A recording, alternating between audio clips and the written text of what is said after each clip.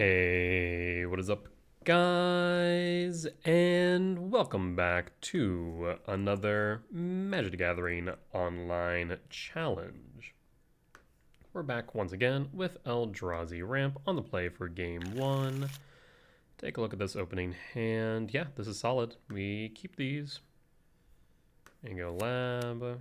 We imprint Devourer. We cast Talisman. We play Cavern.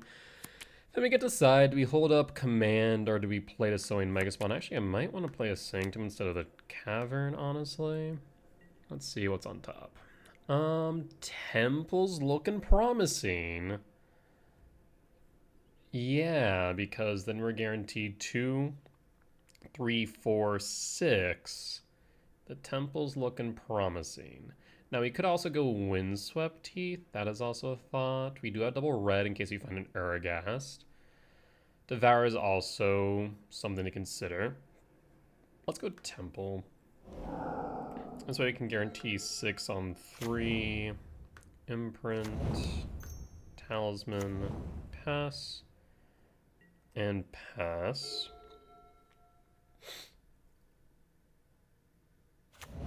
Windswept Teeth, Fetch, Sacred Foundry, so looking like energy. So I think we do go Command then. Do we want to get rid of the Oslat Pride though? That's the question. We can Eldrazi Temple X equals 3. Create 3 Eldrazi spawns. Alternatively, we can just Scry Draw. Like, we're guaranteed the 6 mana next turn unless they Static Prison us. So I think we do go Eldrazi Temple and pass, and now we kind of just see if we find anything off the top. Let them attack. I'm not too concerned about that. More concerned about what they play on their second main. Land for turn, fetch resolves. Like, we're really thinking about what if they have in a Johnny, right?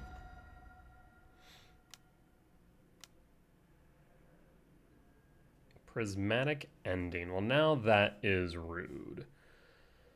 That is quite rude, opponent. So, let's Scry Draw and ramp. So the good news is we have the Cavernous Souls as backup. So, not a big deal. Prismatic Ending and energy surprising, though. Not sure about that. We'll top and top. Yep, Oslet Pride does its thing. We could hold up Command again. I'm half tempted, but I think we do go Sowing Myco Spawn here. So, Eldrazi. Kicker. And let's set you back a turn, shall we? What do we want to fetch for is the question. We no longer have double red, so we do find an Aragast. We're kind of meh. At the same time, we have a Kozilek's Command. Whatever we get, 2, 4, 5, 6, 7, we'll be able to cast the World Breaker. So I actually am tempted to go Commercial District to set up our next turn. Yeah, let's do that. I mean, an Emrakul's good. We can't cast it right now is the problem, right? We'll probably have to go big Command for it, which is fine. We could also set up for Aragast. Actually, we could set up for Aragast with the Sanctum of Ugin. It's tempting. Yeah, I'll put that on top. And pass. We'll have the ability to respond just in case it's needed, but I don't foresee that happening. Looks like this is Jeskai. Guide of Souls is fine. And discharge. Yeah, that's fine. Not the end of the world. You're gonna float a cat? Huh. Okay. Yeah. It's fine. Okay with this. I'm a bit confused, but I'm okay with this. Makes a cat. Gets an energy. Yep. Sanctum of Ugin. World Breaker. So 1, 2, 3, 4, 5, 6, 7.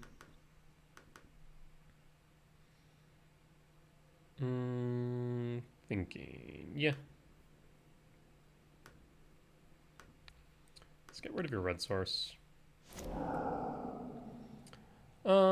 Yeah, we'll grab Aragast. So 3 types in yard, 3, 4, 5, 6, 7, 8, 9, 10, 11. I guess that would have been 12. Yeah, I still think we grab Aragast here. Hold up the ability to respond. No reason to attack right now.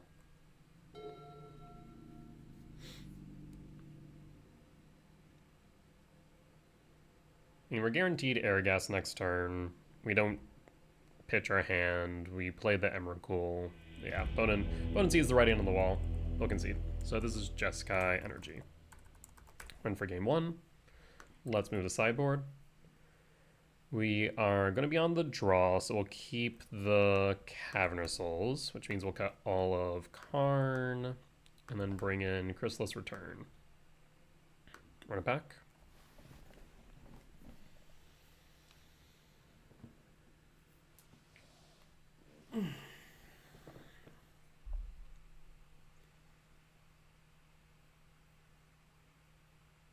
Yeah, I mean, Sign Mega Spawn into World Breaker is a strong start.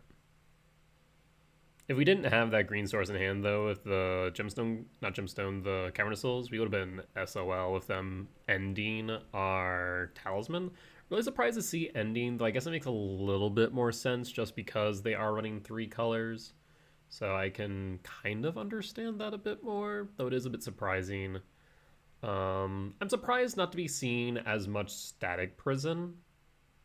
I would love to hear from the energy players who might watch this video as to why that might be. Why has Static Prison like fallen off a cliff? I don't see it in as many lists anymore. That reminds me, I meant to look up this player and see if they had a list, but let's see. The underscore Nair. Looks like they actually did have a list posted today. Yeah, look at that. 2 prismatic endings, 2 iterations, 2 charms, 4 discharges, 2 bombardments, 1 fable. So yeah, no static prisons, no chain to the rocks. On the side, of course, 3 consign, Celestial Purge, the fresh element. Oh, that's right, the XL black or red permanent for 2. 2 White Orchid Phantoms. So it looks like consign, White Orchid, Wear Tear, no Charmos. So we can't really play around White Orchid. We just gotta play into it. Though I guess we can play around it in the sense of with our fetches, we grab our shock lands or our surveil land and not our basics. So we want to keep our basics in the library if we can help it. Only 2 Mockingbird, 4 Ranger, Captain of Eos. Okay. 2 bombardments is also a bit surprising. I guess they cut the 3rd for the Fable, which makes a little bit of sense. 4, no, Felia. I thought I saw Felia, but it's just Flage. Okay. Interesting stuff. Looks like they came in 30th place, 4-3 record, so not horrible in today's morning challenge.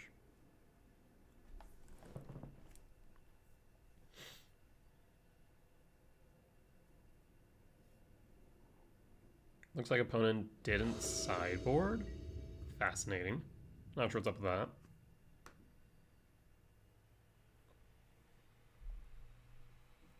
Let's see what our opening hand looks like.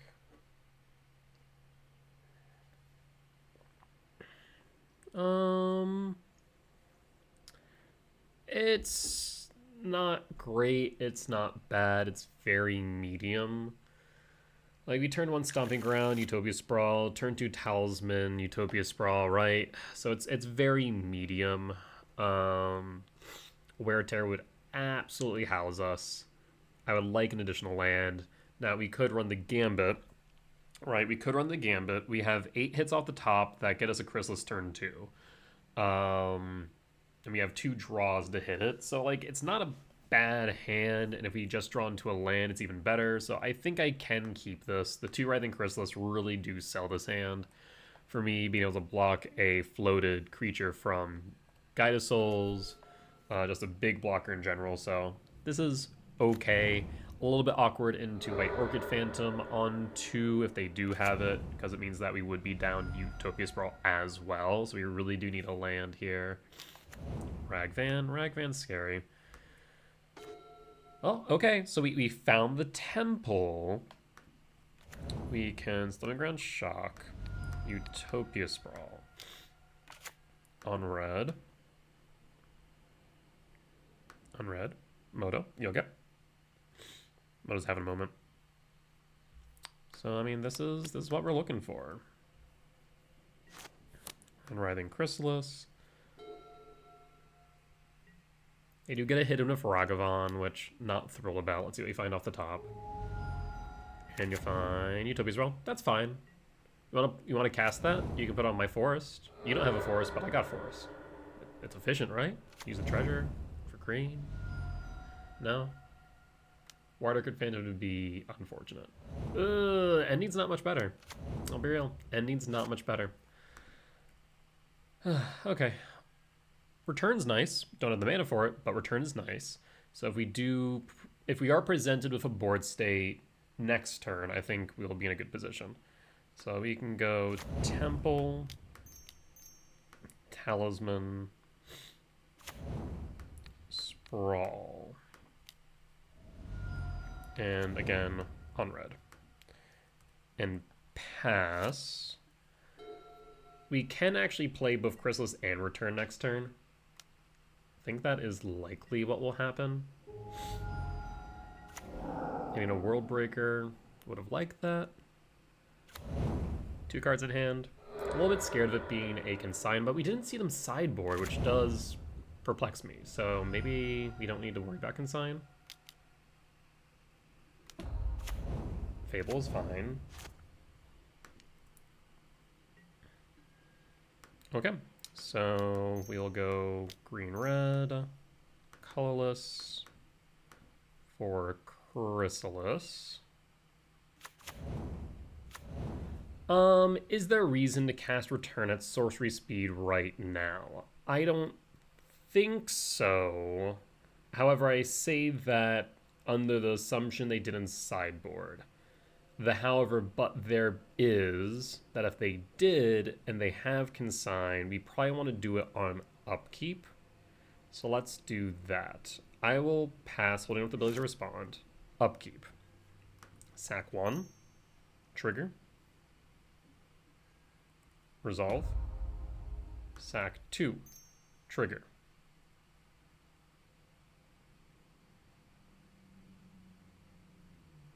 Do you have the Galvanic Discharge is the question, right? That is what we are currently investigating. Because you could Galvanic Discharge, but now you can't. Now it's out of range. Of course, it'll move back in the range once we command. Command?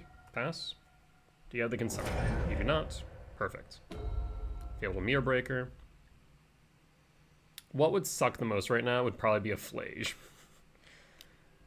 Okay, so they did have the Discharge. Interesting. I guess they just realized it didn't matter. Season Pyro, draws 2. Pyro's such a good card. I'm surprised it hasn't seen as much play until now. Stomping Ground. So we will, again, play Chrysalis.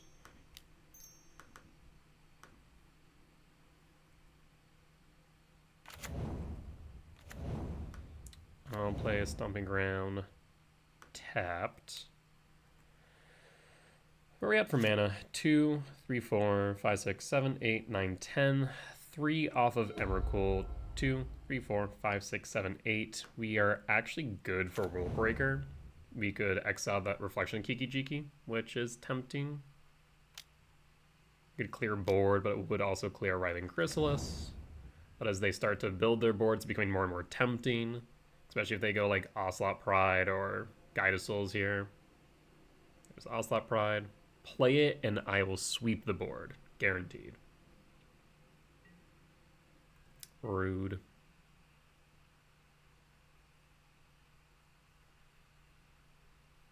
Well, losing the Chrysalis is not the end of the world. I would like to retain it, but that's not going to happen if I do sweep.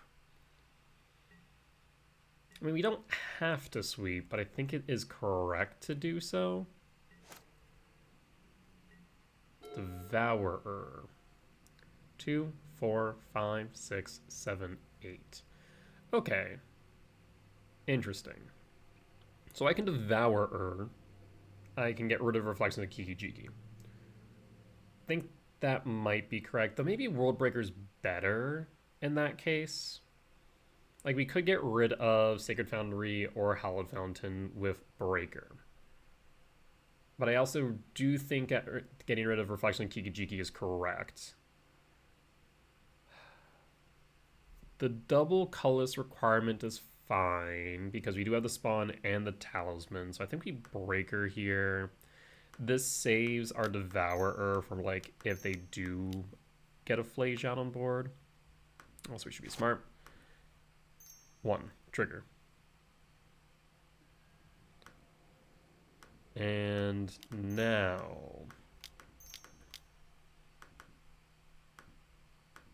World Breaker. World Breaker will exile the Reflection of Kiki-Jiki. I will not sweep this turn. Do we want to play on the defensive here? I think the answer is yes. Well, we're actually not in a disadvantaged position. We do have a blocker if we need, though we would like to reserve that for Devourer next turn. I will attack and apply pressure here, because we will have lethal on board.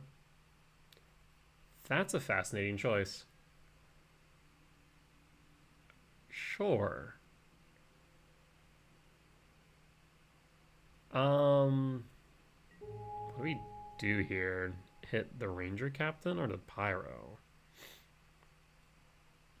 I guess the Ranger Captain, question mark? Which one am I worried about them copying more?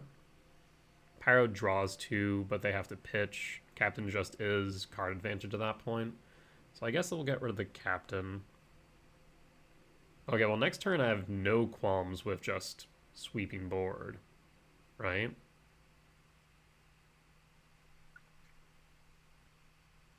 Interesting choice there.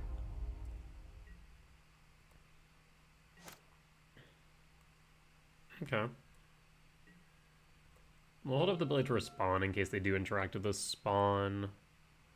But otherwise, I think they just play their hand and then I sweep. You know about the Ocelot Pride. So there's 3 unknowns.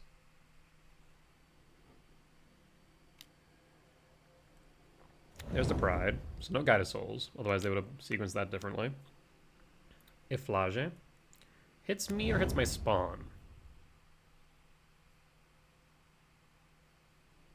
Hits me. Okay.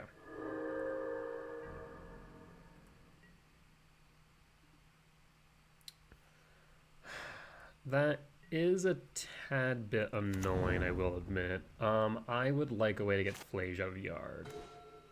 Chrysalis doesn't do it, but... Okay. There's a thought here of Chrysalis. I'm going to go down to 5 next turn, which I'm not thrilled about, but I think we do sandbag this Devourer.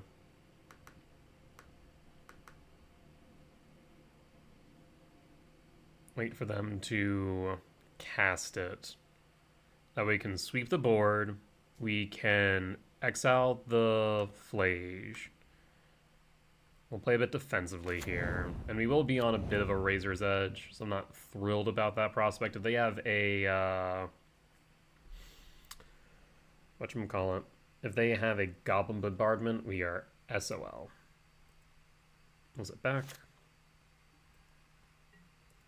They do need another land, I will note that. They found it. Shocker. At least it isn't a hasted Flage. That would be a genuine issue. Shock. Escape the Flage. Yep, that's not surprising.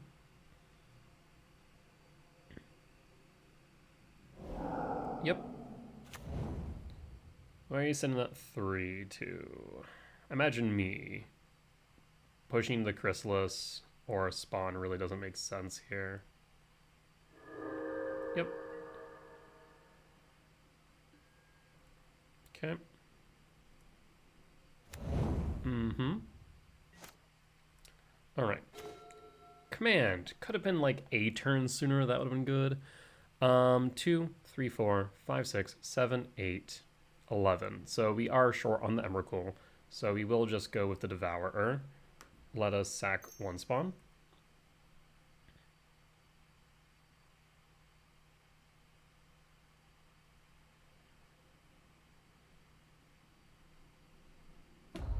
Sack 2 spawn. Sack 3 spawn. Cast Devourer. And actually, 1, 2, 3, 4. No, I will need to. No, I can do this. Like, there's an off chance where you want to cast Command X1. So we'll devour the Flage, and then return clear board. I'll go to combat. Swing at you for 10. Put you to 5. So this would push us up to 3, 4, 5, 6, 7, 8, 9. So no. Alright, 2 cards in hand. I don't foresee them winning this, but we could be surprised.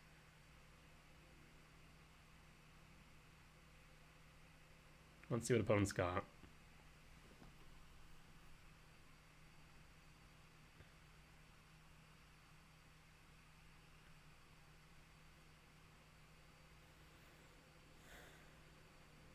I mean, we have lethal on board. They're going to need 3 blockers.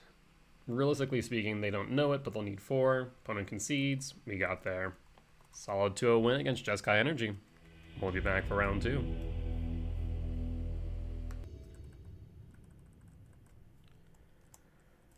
Alright, and we're back for round 2 on the draw for game 1. One more look at this hand.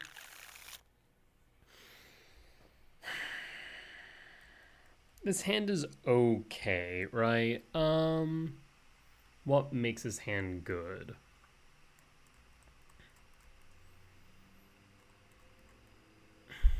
I'll keep it. We'll drop the districts. It's decent into energy. Looks like it might be Blink. Could be energy, could be Blink. We'll find out. Eldrazi tempo. Okay, so that is solid. Red, pass, and pass. So the best thing to see here now would be a woo. Hello. So that's a Felia. I feel a Felia is on its way. So we're gonna play a temple and we're gonna pass.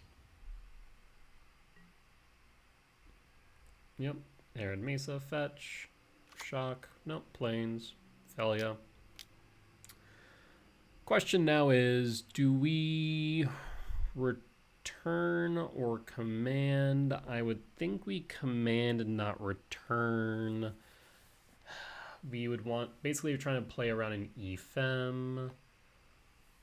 That resolves. And yeah, let's command now. Felia really is like the must-kill target in this deck. Got 2 spawns. We'll have the ability to respond just in case it's relevant.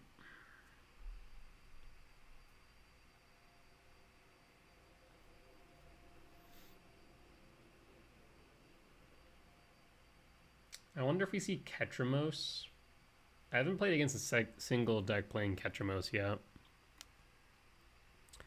Yeah, I mean, I guess the good question is take Karn or take Grumble? Karn is a known threat. Rumble might get me to a threat, right? Takes Rumble. Fascinating. Godless Shrine. Shock. 4. Overload of Bailmerk is fine. Yeah. There's a Ketramose.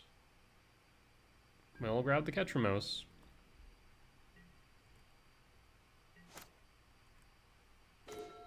Writhing Chrysalis. We could play it. We could then play Karn. I could also just start locking them out. They have no threats on board, so Karn almost feels like the right choice. Yeah, let's go Misty Rainforest. We'll fetch. I'll grab a Stomping Ground and Shock. Because 2, 4, be 1, 2, 3, 4, 5. Like, I'm tempted to grab the Writhing Chrysalis, but I think Karn is correct. We go Karn into Liquid Metal. And that should stop him from playing Ketramose. Grab Liquid Metal.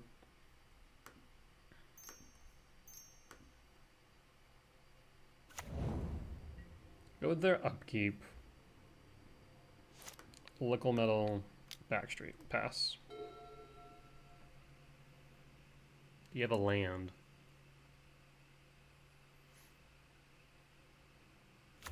You do. So you can play the Ketramose. We have the Writhing Chrysalis as a blocker next turn, so not all too worried, not to mention the Kozilek's return as a sweeper if needed. I don't think they have anything that would specifically kill Karn this turn. Flicker Wisp can flicker my forest. That's fine, though. Why? Hello? I can't do anything. Why do I have priority? Okay. Moto's having a moment. Flickers the Bailmerk. Yeah, that's fair.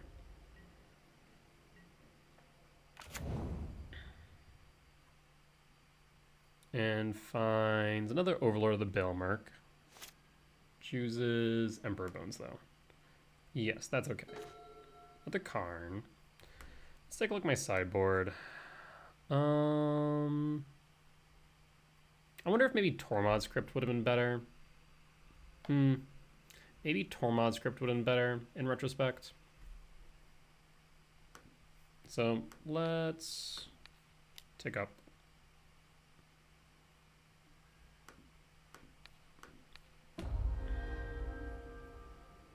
And green, red, colorless. This way we get the hold up return. I still think we're in a good position, all things considered. So I'm not too worried.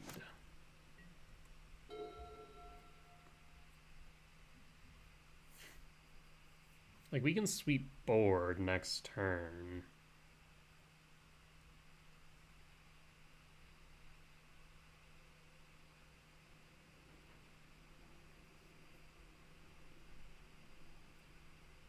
Because if they attack, we block the Overlord.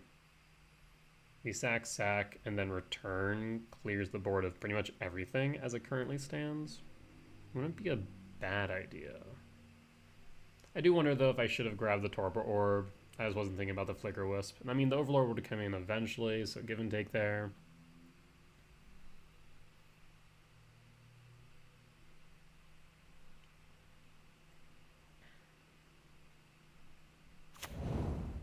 Here's a Godless Shrine. Emperor Bones. So we'll probably grab an Overlord. Yep, that's fine. Then adapt? No. Fascinating. Why not? Grabs Trawler? Grabs Trawler. So go to blocks. Block and block.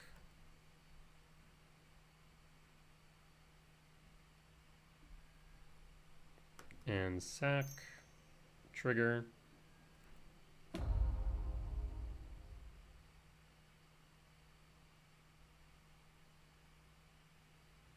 Did someone forget that Writhing Chrysalis has reach, maybe? Ephem. In response. Trigger.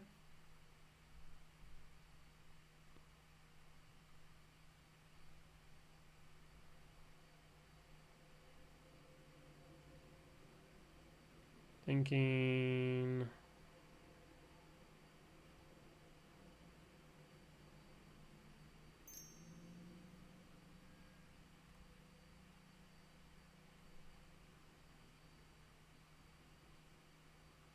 Because now they can't adapt the Emperor.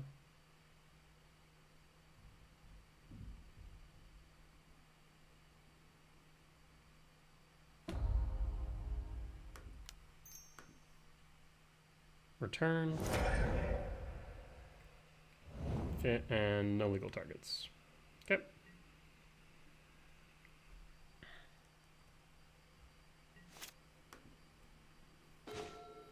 Aragast. That's fascinating.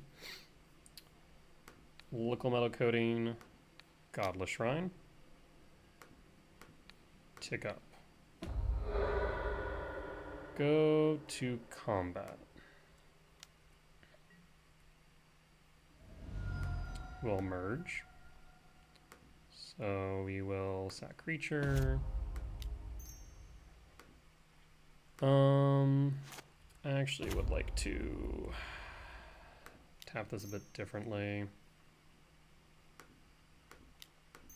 Merge, sack, red, and hold the green.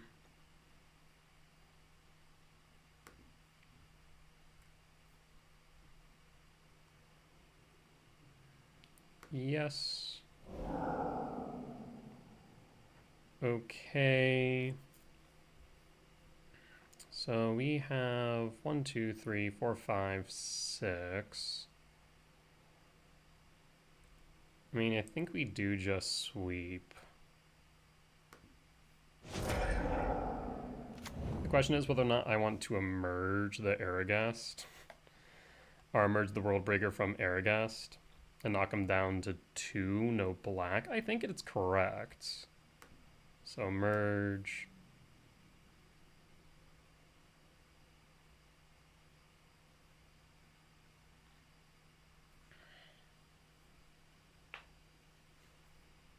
Moto's struggling. Get rid of the Godless Shrine.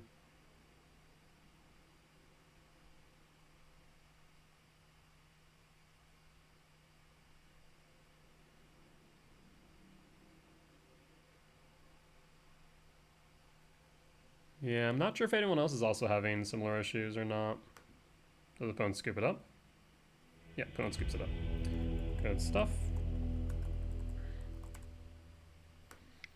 Yeah, still not 100% certain whether grabbing the Liquid Metal or the Torpor Orb was correct there with Karn. But we made it work, so I can't complain.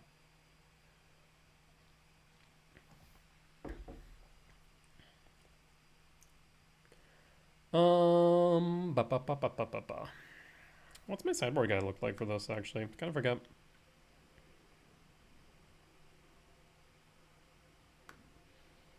Cut 2 Karn, cut 1 Emrakul for turning Chrysalis. Getting 1 Karn in seems reasonable.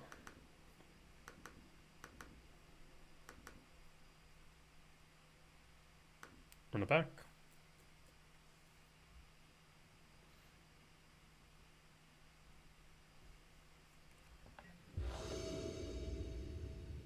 On the draw for game 2. Hand feels kind of mid, right? Like we can go Commercial District on 2. We can stomp our Commercial District on 1, Stomping Ground on 2, Malevolent Rumble, have Return up. Is that too slow though? It might be. Because if they go like Felia 2 into Overlord, right? Maybe it's too slow. I feel like return's so strong here. What makes this hand good? You know what? Okay. So what could make this hand better? Obviously, Ugin Lab. Ugin Lab lets me return on 2. What else?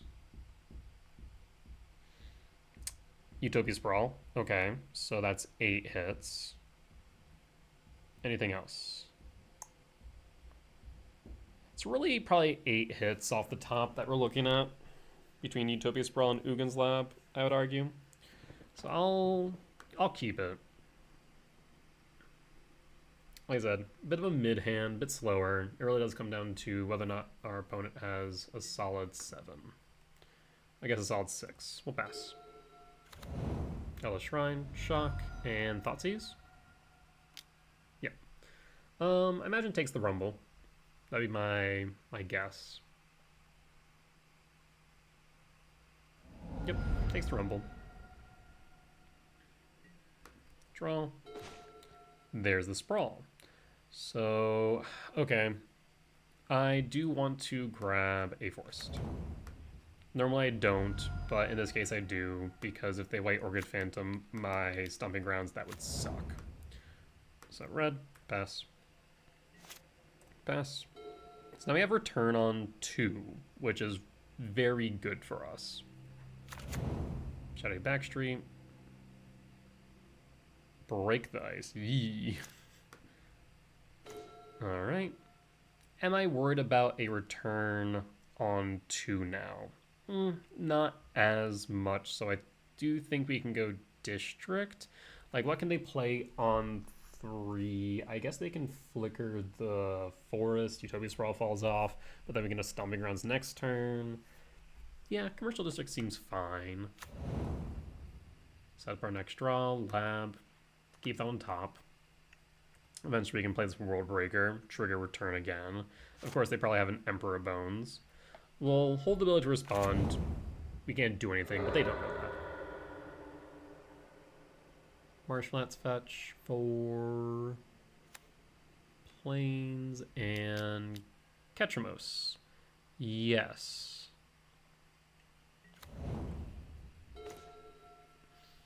Do we play the Lab now? There's no benefit in us playing the Lab, is there? Okay, well, there is in the sense that if we draw into a temple, we can play the Breaker. We'll play the Ugin's Lab. We can always return the Breaker. We'll pass. Hold up the ability to respond. So now if they White Orchid Phantom, that's okay. It's not the worst thing in the world.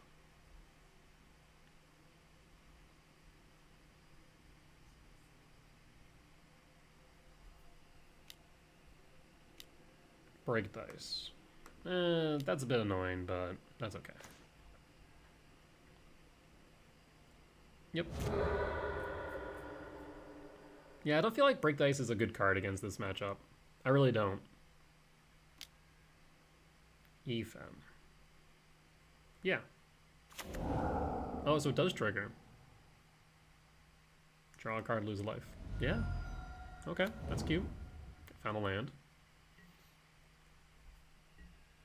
Draw. Of course we find the temple. That's such a slap in the frickin' face. Okay, so again, we're in a position of, would it be beneficial to play the temple? Yes, if we find another temple or a lab. So we'll play the temple. Freaking hell. Game just had to screw me over like that.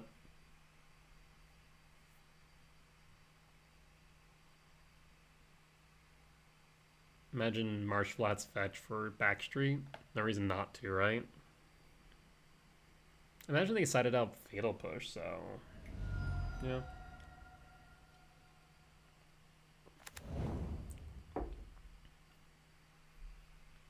See what we find. Fledge Strand, that's fine. Hold the ability to respond. EFM, draw another card? Yeah, might as well. No reason not to. Kind of cute. Doesn't do too much.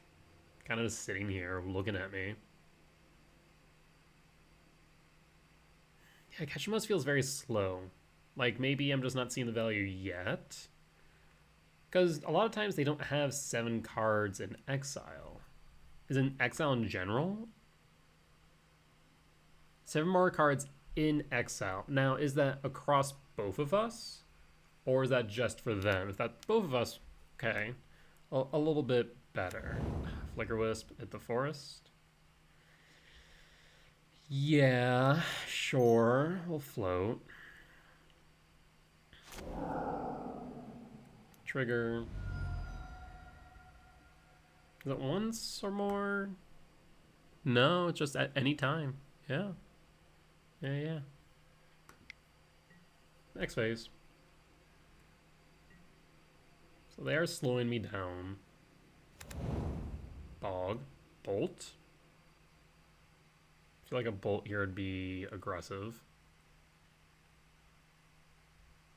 Emperor Bones? They're down to 8. Overlord of the Bailmark. Okay, so that is a threat. And they hit Emperor Bones, White Orchid Phantom. Probably grab the White Orchid Phantom if I had to wager a bet. Grabs the Emperor Bones. Fascinating, okay.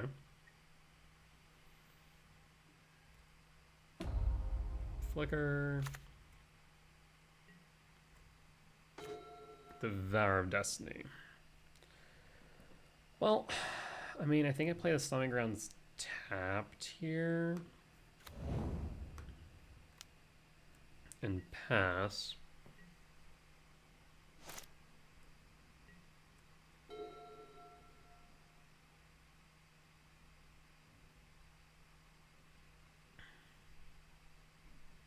And I guess Emperor Bones will eventually get Ketramos to the point of being able to attack. Targeting what? White Orchid Phantom. I mean, I'm tempted to force you to adapt now. But also, they know about the return, right? So I do that. I mean, if I force them to do this, then the Phantom is in exile, period. That's fine. Oh, from graveyard and or the battlefield. Fascinating. Yep, we'll take the 3.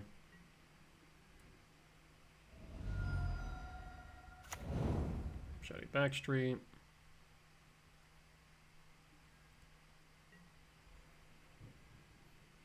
Overlord of Bailmark.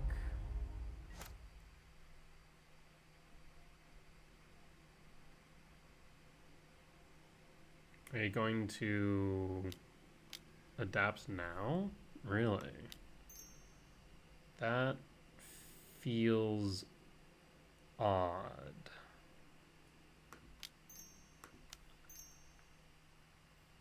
Return?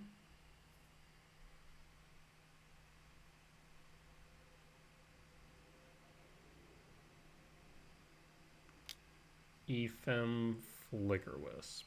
Yeah, catch your most triggers. I do need to point out that this is not a may, right? Is it a must? You draw a card and lose 1 life. They can kill themselves here, genuinely. Okay. Draw, bog. Wait. How does this read? Ah, damn. I wish so much that it was whenever a card is put into graveyard, from graveyard and or battlefield into exile, that you draw that many cards and lose that many life, because then this bog would be freaking hysterical. I think we still bog regardless. That's really funny to me. Oh wait, what?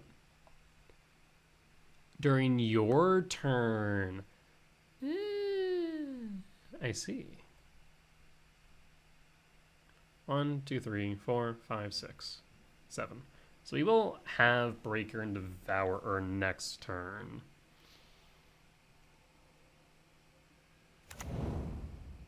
My guy, you don't have... Wait, you can attack now, though. Oh, Bog betrayed me. Now you have Lifelink, Indestructible, and Menace. Okay, yeah. Another Overlord of Baelmerk. I guess grabs a Ketramos or another Overlord. Yeah, Ketramos. So I guess we do want to get rid of Ketramos. I have some turns to get rid of other things. Yeah, it gets rid of the turn. Unfortunate. Blech.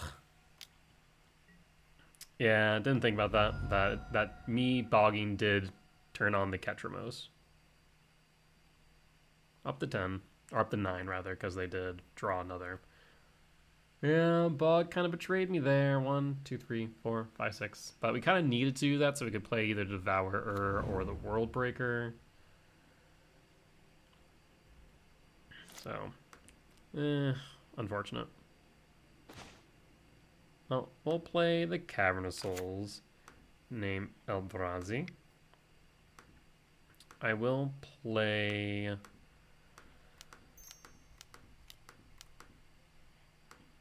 Devour here so we can get rid of Ketramos. Would have liked that command to trigger, but no. Someone had to flicker their Emperor Bones. Next turn we can get rid of Overlord number 1, and then get rid of Overlord number 2. Down to 8. Shock. Tap. What's about to say? Yeah, the Bog did betray me. That's on me. I don't think I had much of a choice in the matter.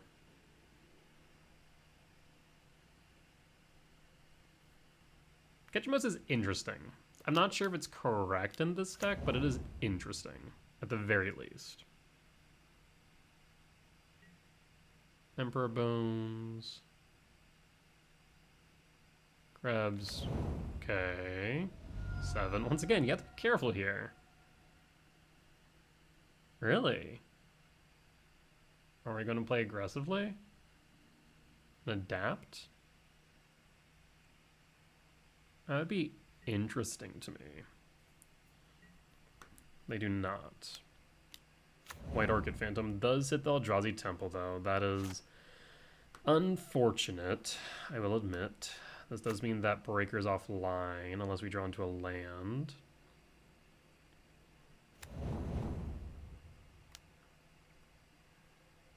Alright, let's draw. Chrysalis does block the White Orchid. So I do think it is correct here, though I think before we do that, I'm going to cast Malevolent Rumble.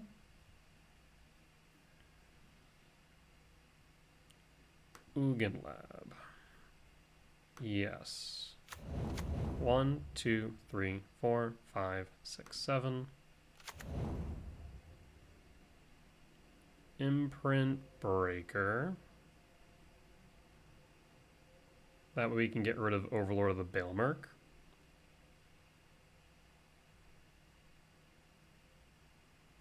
Paying cost to EFM.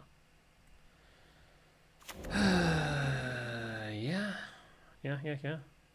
That's a thing you can do. I'll float. Yes. For a forest. So I will only have... No, I will not exile. So 1, 2, 3, 4, 5, 6. Rude as hell is what that is. That is what that is, friend.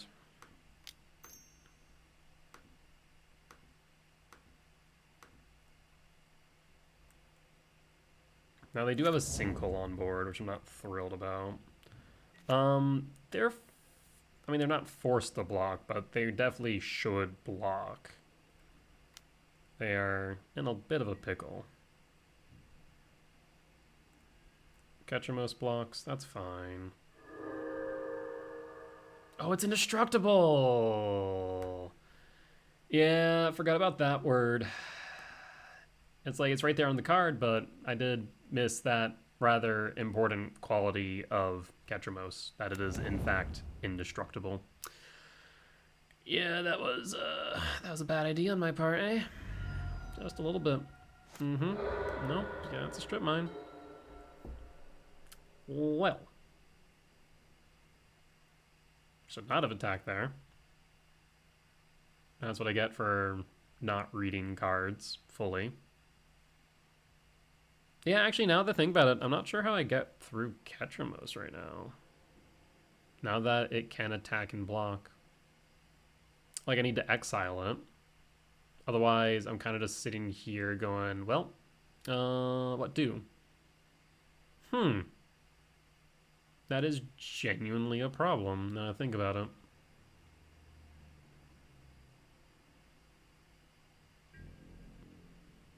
Emperor Bones gets rid of something. Gets rid of a Utopia Sprawl. Right now they're worried about Emrakul, for obvious reasons.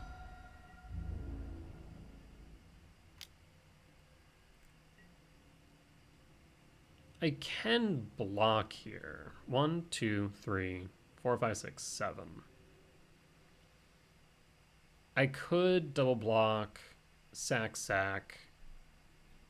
but I think I should just take the hit.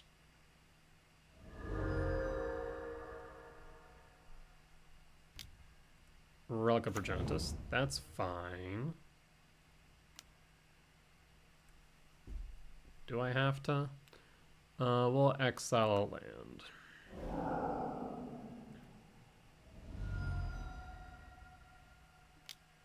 Another relic? Yeah. Another land.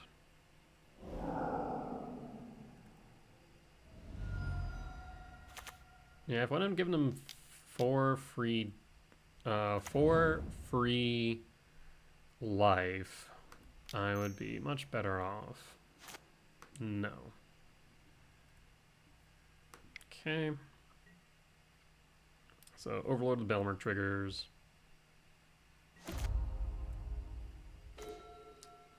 Eldrazi Temple. Worldbreaker. 5, 6, 7. Let's get rid of Overlord number 1.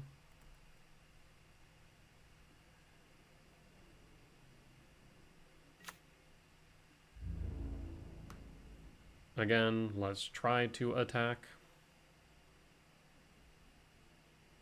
I'm trying to think if they can suddenly do something here, but I think I will.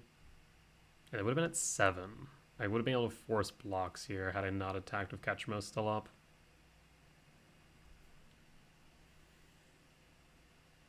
Yeah, short of command or another Devourer, I actually can't get rid of this Ketramos.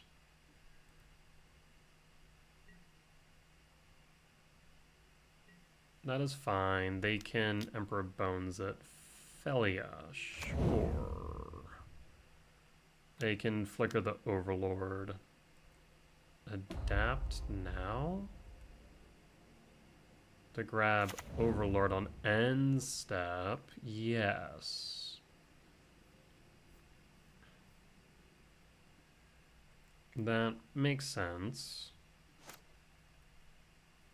Don't think I lose, but we're definitely on a good position.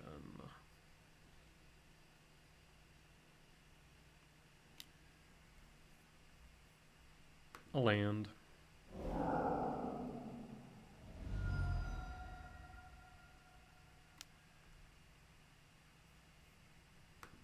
So if they didn't have 4 additional, they'd be at 5 right now.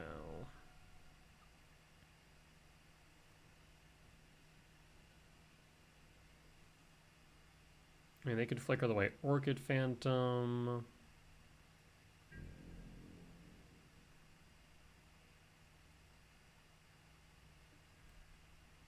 They'd be at 4.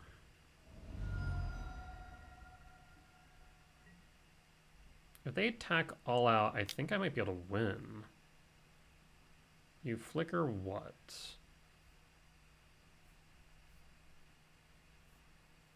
You hit nothing. Returns Ophelia, flickers World Breaker. 7 would be at 3. Go to blocks. So I can block here, here, here, here. Take only 4. Down to 4. Sacrifice. Trigger. Sacrifice. Trigger. Sacrifice. Trigger. Pass.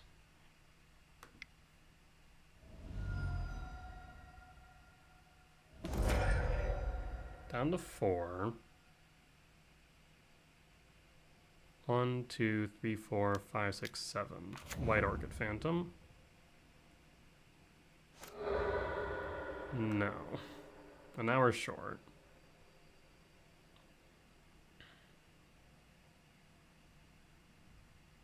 They have Ophelia in hand, though, is the only problem.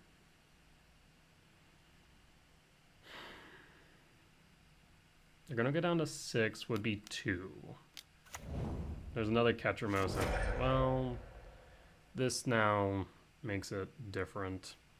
Yeah, the indestructible is genuinely a problem. Didn't think about that. Flicker Wisp, flickering the Overlord. White Orchid. Yeah, that's fine.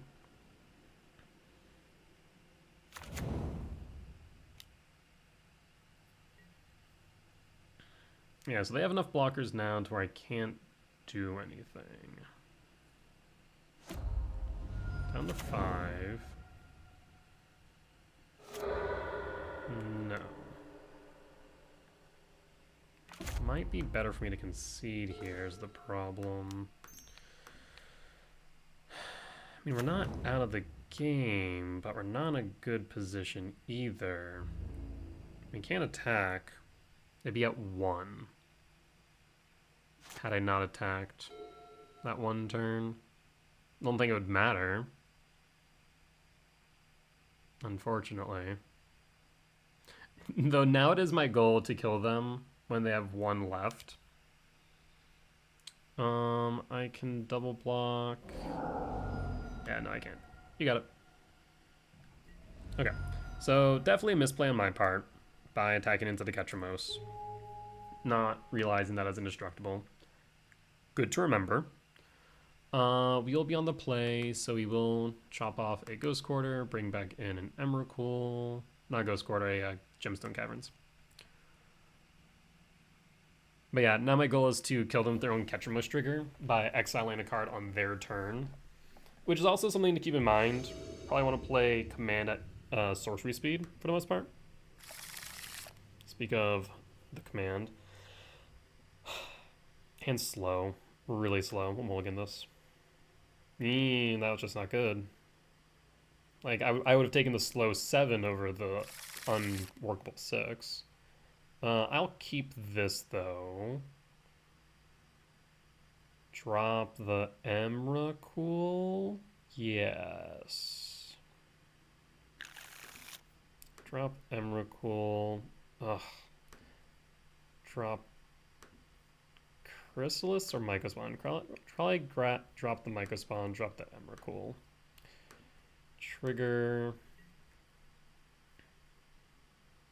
Talisman of Impulse would be nice, but unfortunately it's late. Yeah, I think it still is good, though. Probably still want to grab this on Mycospawn, though. Stunning Grounds, tapped, pass, and pass. Shock for a Thoughtseize. Probably grab the Chrysalis, yep.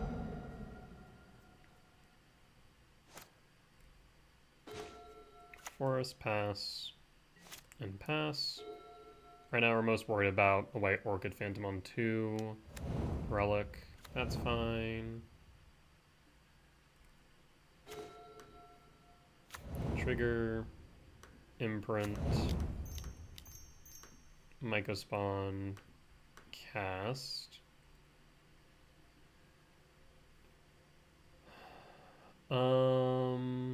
We'll grab an Eldrazi Temple and pass. Fetch with the Arid Mesa. We do need to make up this time difference, so I do need to play a bit aggressive. Relic target me. Just waiting for it to happen. Yep. There's the Chrysalis. Pass.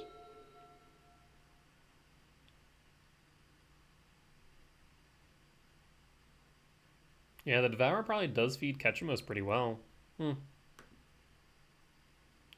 Yeah, that Indestructible generally is a problem, because the return doesn't deal with it well. Break dice, that's rude. Again, not a card I think is good in this matchup, but it's good enough, clearly.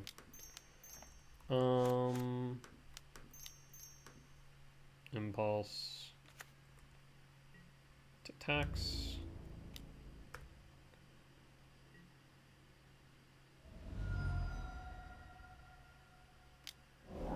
Yep. Down to 11. I mean, they're one card off of Ketchumos being able to attack and block. They could always exile a card from their graveyard. Yeah, it's a problem. Yeah, they target themselves, so now I can attack and block. They'll draw a card. Yeah, that is genuinely a problem now. I will rumble. Oh, son of a. That's so frustrating to hit both Emrakul's and an Aragast. I think refilling hand here is correct, though. So I'm going to grab the Aragast and pass. We have the return in case we need it.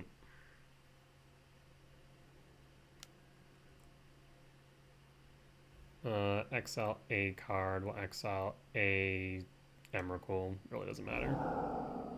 Ketchumos, trigger. No blocks.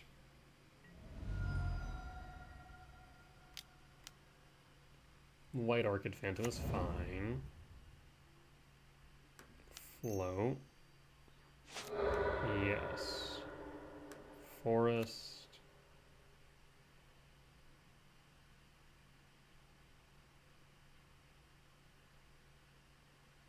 Should have gotten rid of the Stomping Ground.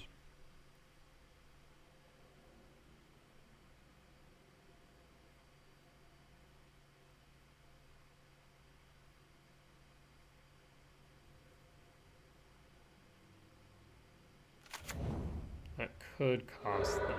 Fetch down to 12.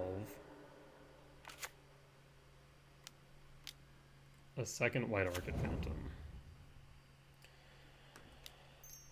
Float. Son of a... Well, now it's less of an issue for them, isn't it? Well, they phase change. They will. I'll clear.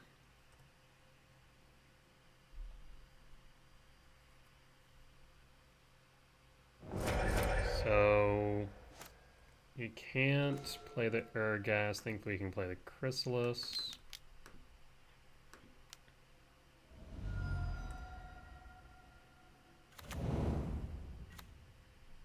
I'll attack in.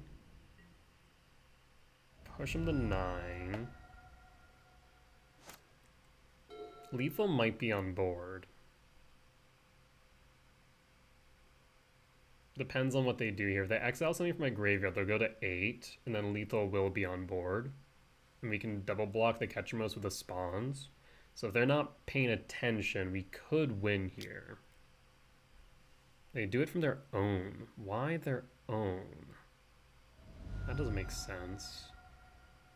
Down to 8.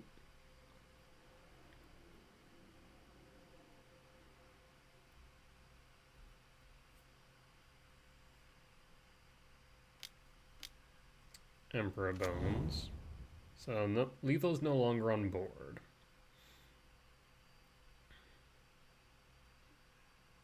Oh, son of a... Yeah.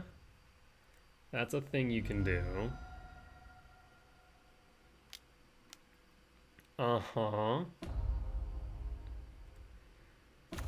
Well, that's unfortunate. That makes sense now why he didn't target me. Yeah. And not attacking of Ketchumos. That also checks out. Okay, attacking of Ketchumos. 1, 2, 3, 4, 5, 6. I need double red. That's not happening. We will block. I'll block. And I'll block.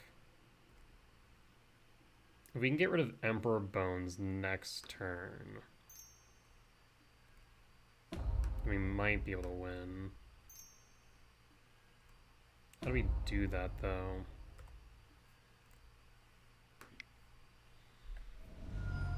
Because we can no longer K-command. Another talisman wouldn't cut it. Down to 6. Oh, there's the return. You gotta be joking me.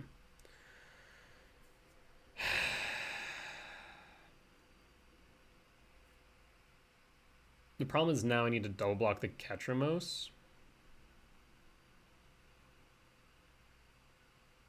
Which means we lose. If Emperor wasn't a 4/4, it wouldn't be an issue. But it is.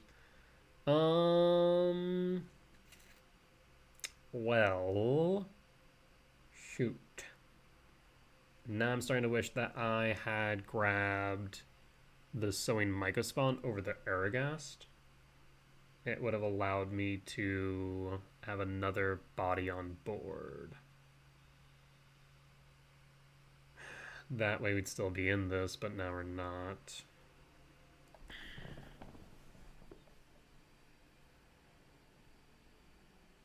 Oh, that sucks so much. Because, yeah, we can clear the board. But then what?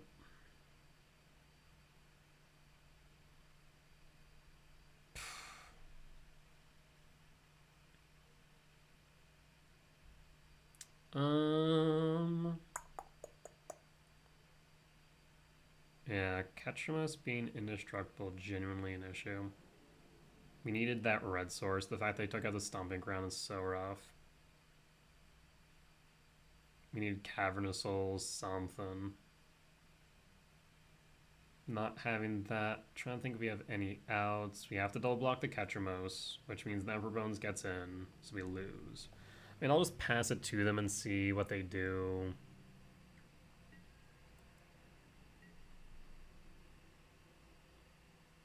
Oh, that's so unfortunate.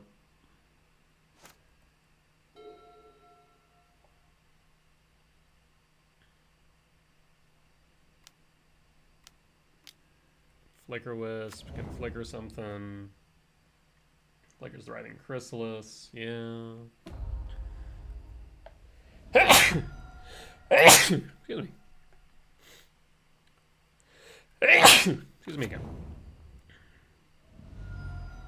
Down to 4. We can't block the Ketchumos. Block. And you got him.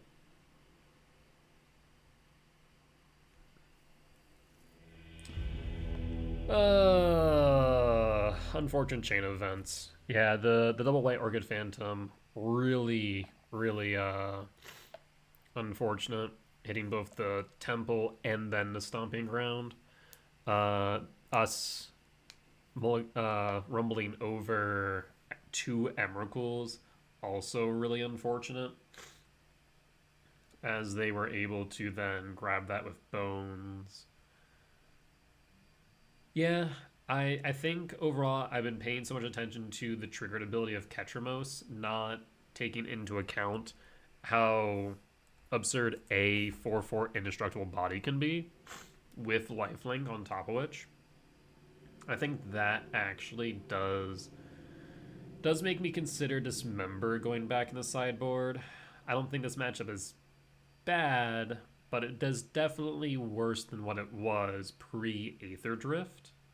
So Dismember is looking appealing. I will say that much. But that being said, sometimes you win some, sometimes you lose some, sometimes you don't read a card and you don't realize that as indestructible. Learn something new.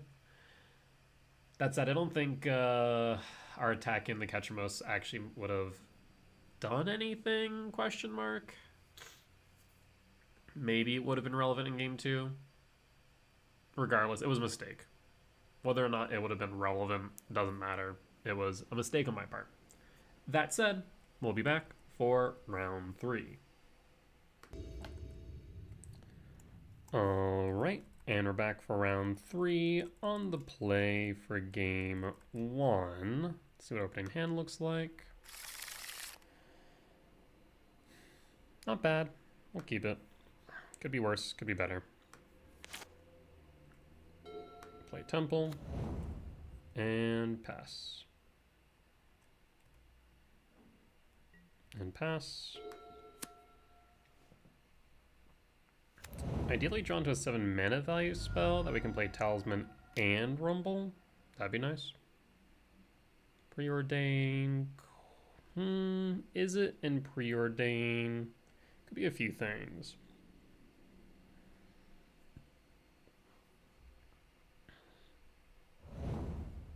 One top, one bottom, draw. We see artifacts, grinding station, of course. Okay, grinding station. Draw. Sprawl. Yeah, let's ramp. So Talisman. Sprawl. For red. And pass. And pass.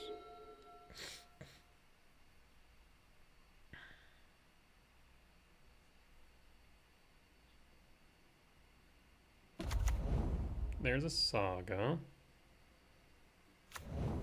Opal. Grinding station. Yee. Blue. No, do not dare tell me you have the Breach in hand for the turn 2, you son of a... Emery, thank God. Jesus. Another Opal, though, in yard. Not thrilled by this prospect. Alright, let's start with... Rumble. Actually, no. Let me do this. Start with Rumble.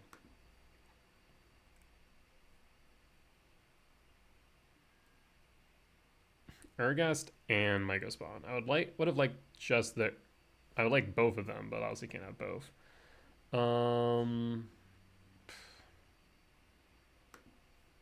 Sowing Myco Spawn.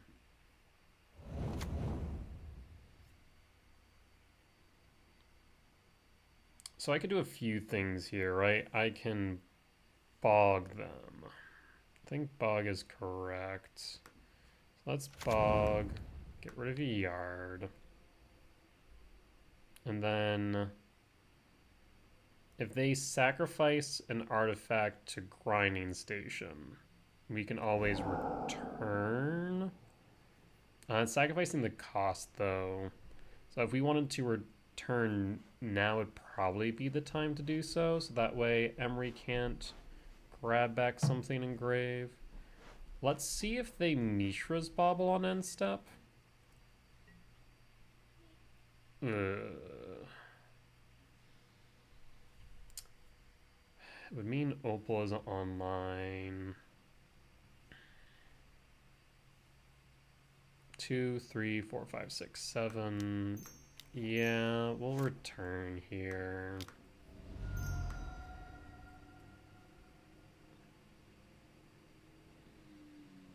Next turn we can Myco spawn the Saga.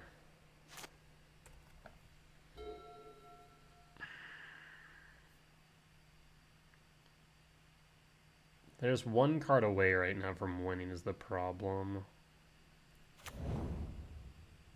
Mr. Rainforest, fetch for a Surveil land, I imagine. Reading Pool, shock. That tells me I have a Malevolent Rumble, I feel. Yeah, it's a Rumble. Thankfully, they did not hit the breach. So we do live to see another day. Choose the Amber, which thankfully is not generating mana right now. This does mean they can... Oh, well, okay. Staying corrected.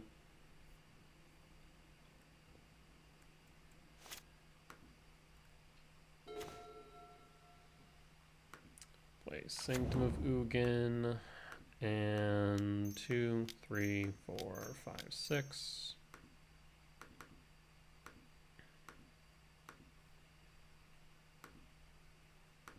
We'll get rid of Saga. I guess they can still create a construct. I forgot about the spawn. Yup. 5/5 construct. Ghost Quarters isn't cutting it. So I guess Commercial District here. Try and set up for next draw. Talisman is not it. And pass. This is like yikes. Bobble.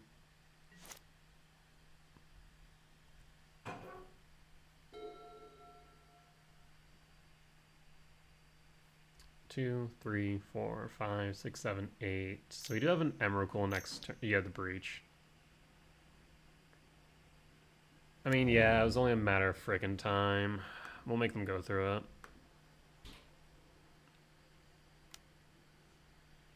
We're looking for something, anything. We found nothing. So now they just loop. And I'll make them go through it so we can see their deck.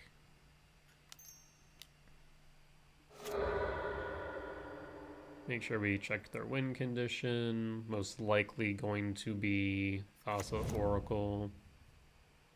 So far not seeing anything out of the ordinary. There's Tanya Swan Song. Okay. That's something to remember. Enchantment, instant, or sorcery spell. Yep.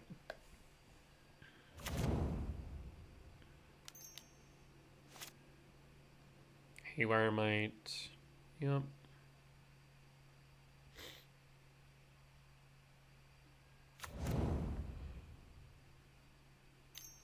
We're getting there. Flame of Unor.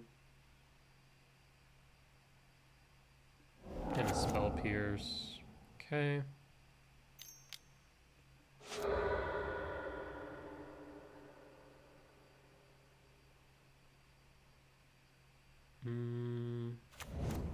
Still nothing else. All too special.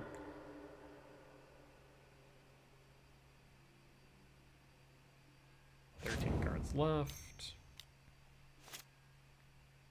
Unholy Heat Main. Yep. Probably one of, I'd imagine.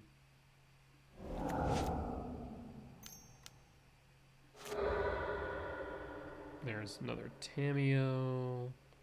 Is there Thassa in hand, maybe? If they had Grape... Oh, okay, Grape Shot. So, okay. They don't even need to go any further. They just cast Grape Shot and then escape it again for lethal damage. Yep, Storm. So at least on Grape Shot, which is actually important to note. Because it does change up how we might interact with their deck a bit, but not by too much. Alright. And then escape the grape shot for lethal damage.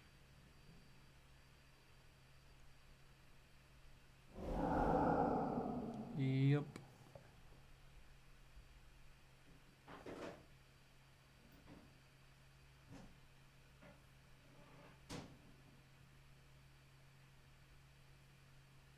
And dead. Alright, on to sideboard. So we'll bring in 2 Stonebrain, Jailer, cut return. We'll cut Gemstone and bring in a Chrysalis and run it back.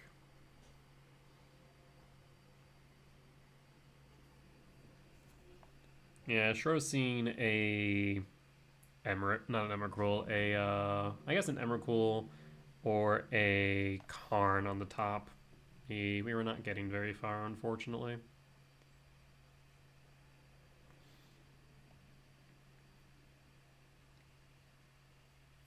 We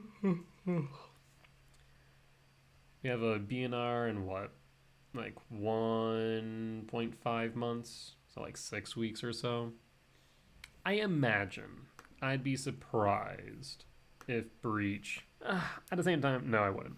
What am I talking about? I wouldn't be surprised if Breach dodges a ban. I'm not sure why I'd sit here and say that I'd be surprised if it did dodge a ban. Guide of Souls dodged the ban.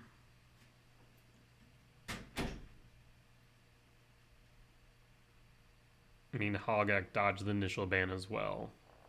Like, Breach has been on borrowed time, so I feel like Breach might eat it. The other card that I really could anticipate eating a ban that might blindside people is Malevolent Rumble, unironically. Yeah, I know. That'd be really strange, but I think it would make sense. Butter agrees. He also does not like the card design of Malevolent Rumble. To be fair, it does a lot. It does enable Breach rather well, adding additional redundancy. And that's the thing, like, between the banning of Opal and the addition of Malevolent Rumble, there's so much consistency in the deck now. On the play for game 2, we have Karn, we have Brain, we have Devourer. I can keep it. It's a little bit meh. It's not like my favorite hand in the world. Could be made a lot better.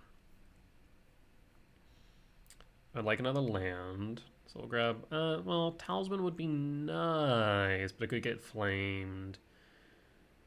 Like, we could on 2 Talisman, then Brain, activate Brain or a Karn. We'll grab the Talisman. Play Temple. Pass.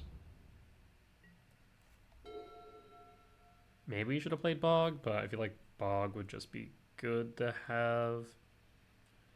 Yeah, a little bit afraid of like a Spell Snare, Spell Pierce. Scouting Tard. Okay. Them fetching, shocking for what? Tameo. That means that we should be able to resolve this Talisman without issue.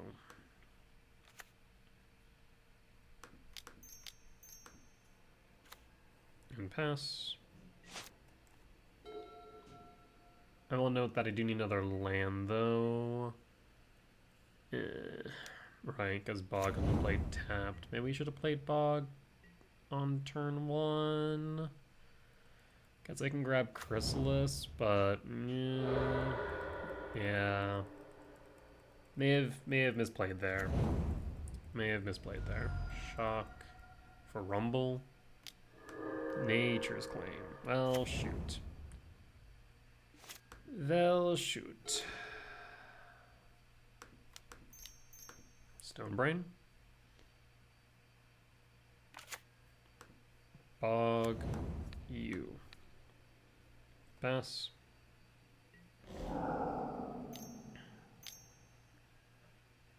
Crack a clue.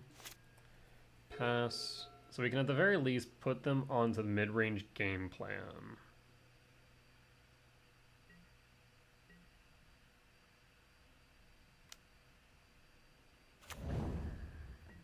And not seeing a Saga here would be ideal.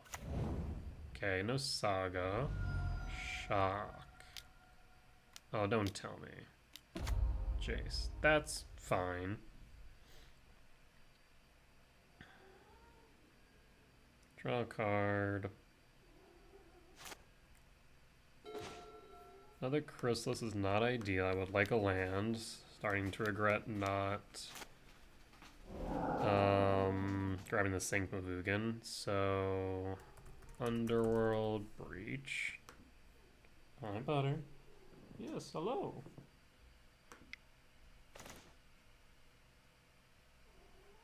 There's the Breach in hand. They're just waiting on a grinding station. Yeah, grinding station. So we'll draw a card. And we'll pass. They could still win off the Jace is the problem. The Jace and the Tamiyo actually are a bit of a concern because they can take up Jace, crack the clue, flip the Tamiyo. Yeah, that's a problem. Just a bit of one. So you attack with Tamiyo first, then crack the clue. And then you play another Tamiyo. Preordain, yeah, that does it too.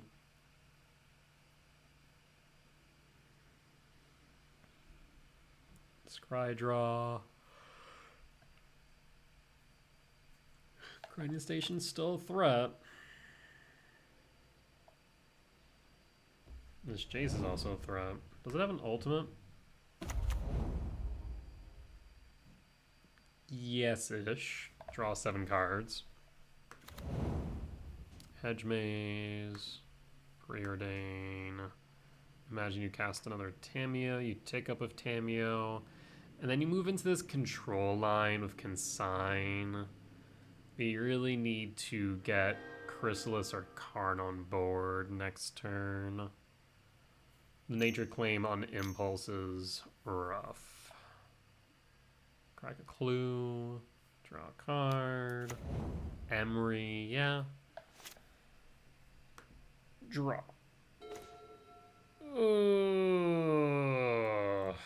That's ugly. That is, that's unfortunate. Yeah, I think we lose here. I just think we lose here. We got nothing. That Nature's Claim really set us back.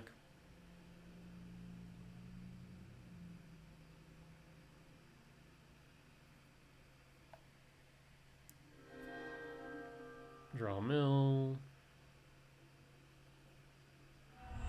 Bobble. Or actually, the return Consign. I was thinking Emery was returning Bobble, but that will happen too. Yep, there's the Bobble. I mean, now at this point, they're just on the control, draw all your cards plan.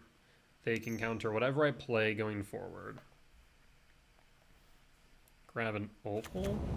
Yeah. Plays an Opal. Yeah, methinks the game is over. Like, we're going to play it out, but I don't foresee a way of coming back from this.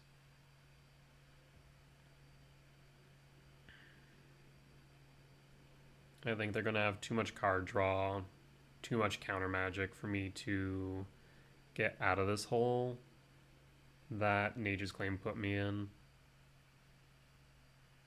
Like, I still think the talisman was correct. But he's in trouble. Draw. Command will get countered, but it is a thing I can do.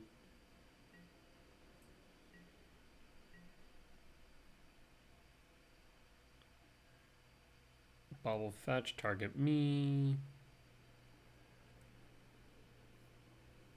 At the very least, we can play on their end step and see if they have the mana available, but I mean, there's no reason for them not to hold up one single blue mana.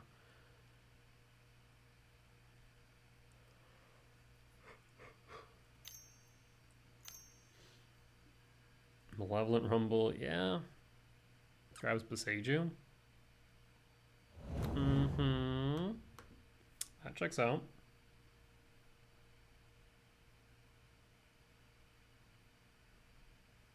Can channel it for 1 green. Tick up of Tameo. I don't think we've ticked up of Jace yet, have you?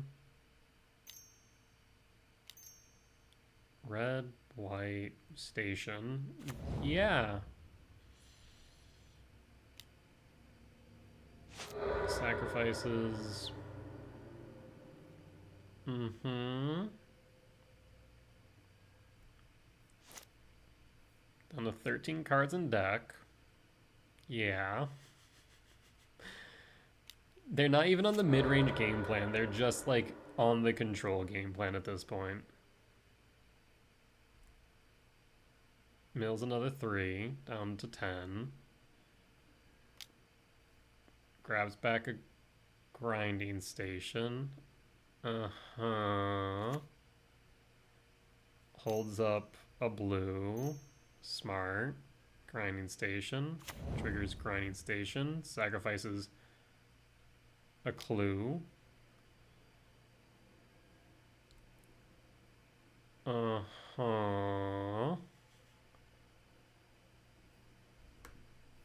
I wish this static wasn't here. If only the ult said that, I'd be fine. But it's the static that kills me. Because then I could theoretically kill them with a command if they got greedy. That's not going to happen.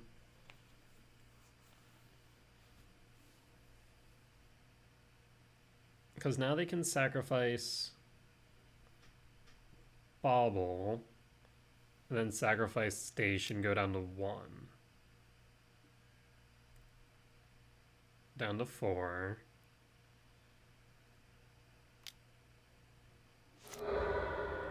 Down to 1. Yeah.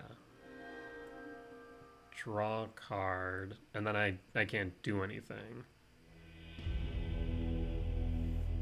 Yeah, if you would draw a card while your library has no cards in it, you win the game instead. Yeah.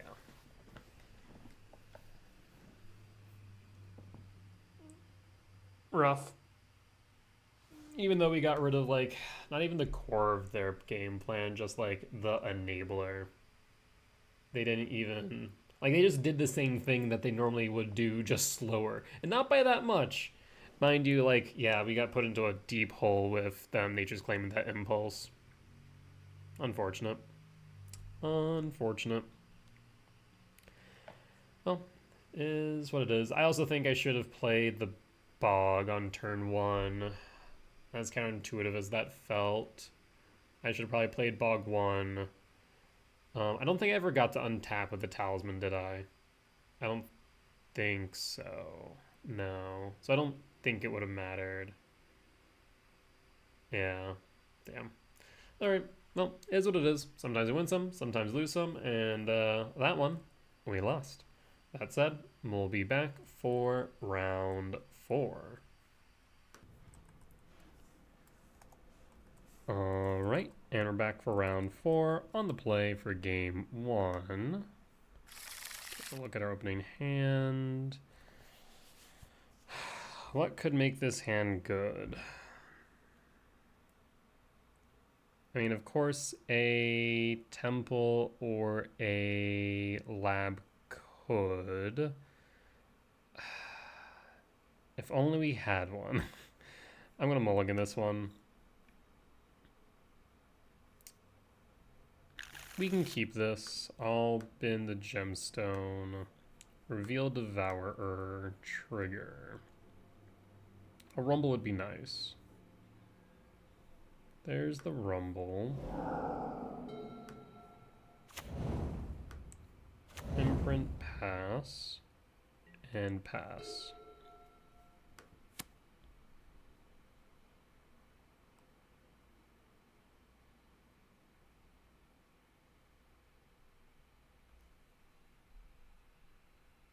So next turn we'll fetch rumble. Is this going to be energy? Okay, I was gonna say, is it energy or is it going to be whatchamacallit. Was it going to be Storm? Storm I would have been a bit more afraid of. Energy, I think we're okay. Rumble. There's the temple. We also do get a returning grave. We'll pass. Hold up the ability to respond. Next turn we have a kicked Myco spawn. Bombardment is absolutely fine. An Emrakul on top of which. Do love that.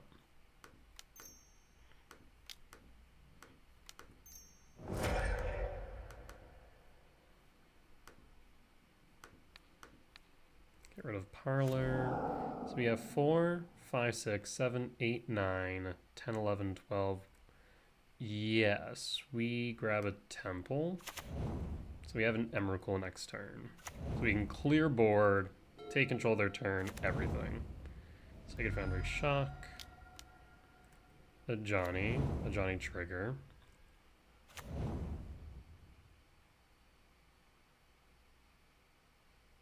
Well, you sacrifice it targeting the Myco spawn's the question, or targeting me. Targeting the Myco spawn, that's fine. Because now we can use their reflexive trigger to our advantage. So 0, trigger, reflexive trigger, command X equals 0, scry draw, and X, oh, I don't want from graveyard. Scry draw and exile. And this will allow me to cast Emrakul next turn. So now you can sack it, target me. Opponent concedes. Fascinating.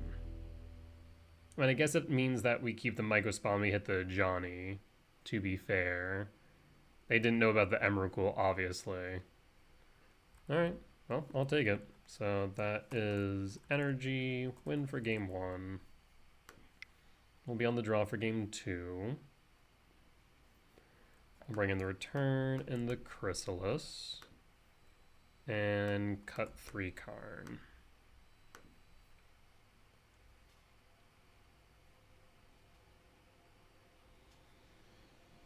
Hopefully our game 2 goes just as well as our game 1. On the draw for game 2. Opening hand looks risky. I'll keep. Reveal. Pass. So we're looking for a forest, ideally. Shock, Ragavan, Guide of Souls. Not great, not horrible. Lab would also be okay. This is tricky. On one hand, I think Forest is correct here, rather the Windswept Teeth is correct to go into Stomping Grounds. So I think we do go Windswept Teeth, draw, fetch,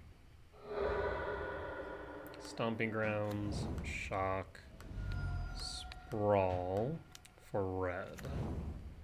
And pass. This does mean we have return next turn, or we can ride in Chrysalis as well. Both are options. Get by for 1. So they have a Felia. That's what that tells me in an Aragast. Jesus. Okay. So they have a Felia. That much seems to be the case. We play the Temple regardless. I think we do Chrysalis here. Yeah, well, Chrysalis. Green, red.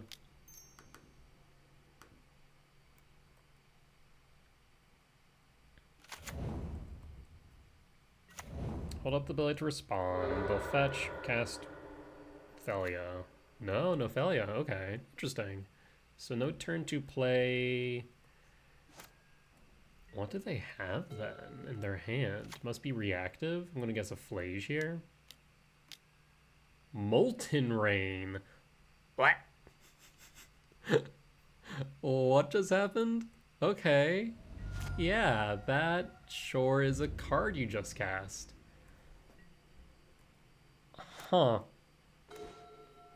Um. Yeah. Trigger. Cast. Combat. Molten Rain. Now that truly is unprecedented. Static Prison on Talisman, I imagine. Or on the Writhing Chrysalis. Yeah. We'll float. Just to scare you a bit. Fable. Pass. They got nothing. Just trying to keep me off a red. 2 cards in hand. Oh, that's so unfortunate. We're going to be able to Urgas. We're going to do so many cool things, and the opponent had to do that. Rumble? I can't even rumble now? The fresh what? Do we stay aggressive here? They have 3 energy now. They have to use 1. There's no way they don't play something, though. I guess I'll pass and hold up a blocker. Wild. Molten Rain. Like, that was the only way they could interact with our mana as well. Flage. Yeah, that's a problem. They can do a hasty Flage, kill the Chrysalis. Yep, just dumps whatever's on top in the grave. Yeah, that Molten Rain killed me. Wild. Yep, hit the Chrysalis.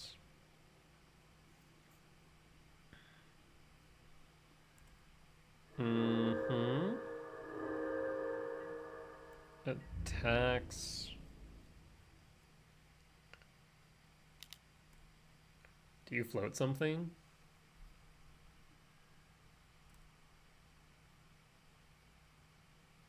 Do it. You won't. Oh, unfortunate, you actually won't. Can't do anything to stop that. That is 9 damage. That would put me to 4. Blocking with the Eldrazi spawn token doesn't feel great, though. What's our out? I don't think we have one. Green source into... I'll just take it. I don't think I got anything. I'll be real. Yeah, you got it. That Molten Rain freaking kneecapped me. Alright. On the play for game 3. Well, keep in mind that you play Molten Rain. I will bring in a Karn in exchange for a gemstone, run it back.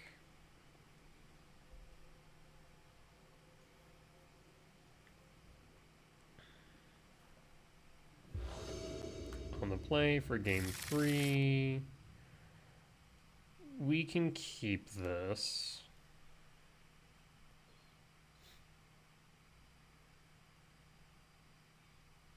It's a bit slow, but it is good. Put a pause on their end step. And then we'll fetch for a commercial district. Ideally, we see a 7-mana value spell off the top. That way we can play Talisman and Rumble. Fetch and Sacred Foundry. Shock for Guide Souls, Ocelot Pride. Guide Souls, yep.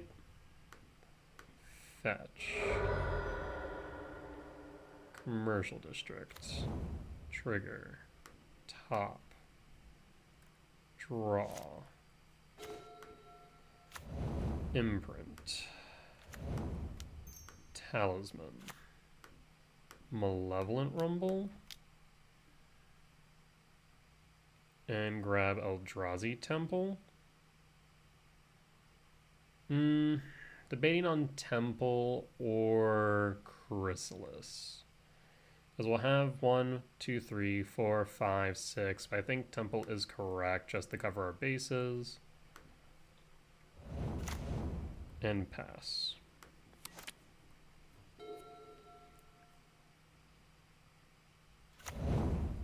Arid Mesa fetch for Sacred Foundry shock a Johnny.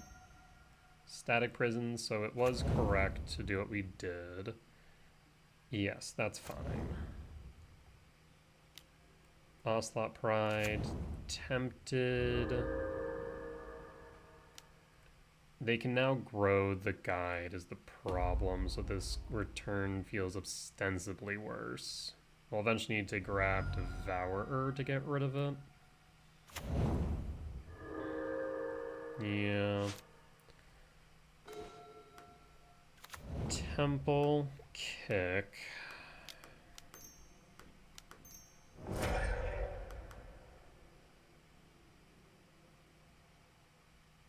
Two, three, four, five.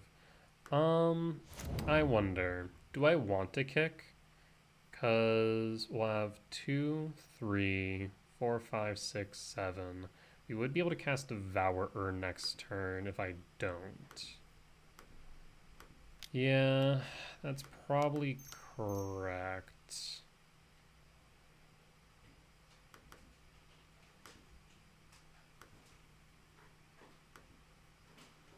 No kick. Grab a temple. And now we hope that they don't Molten Rain the Devourer. That would be a little bit of a problem, methinks. Yep, don't want to give me back the mana.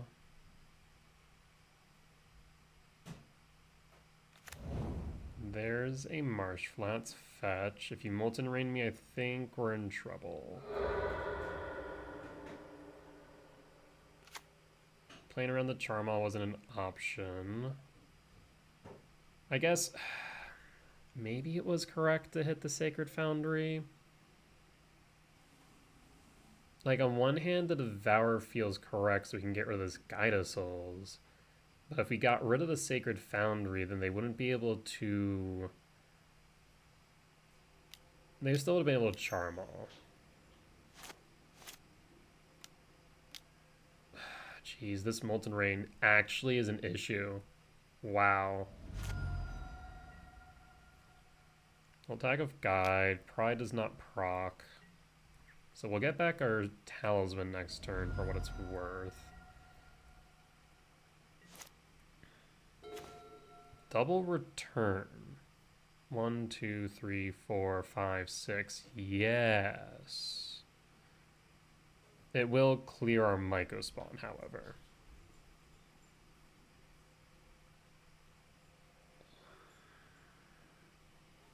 But it clears their board.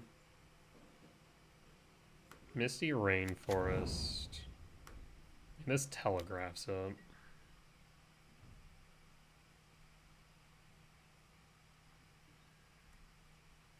Down to 12. Trigger. Unless you have a Galvanic Discharge, this should fall off. Or a Felia. Okay. Flooded Strand. 1, 2, 3, 4, 5, 6. Do I want to take the 5 down to 6 is the question. Don't think I do, as we'll fetch.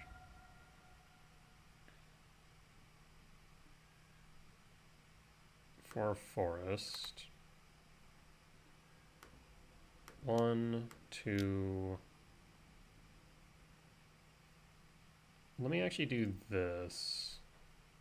3. Yeah, I should have probably held the Misty.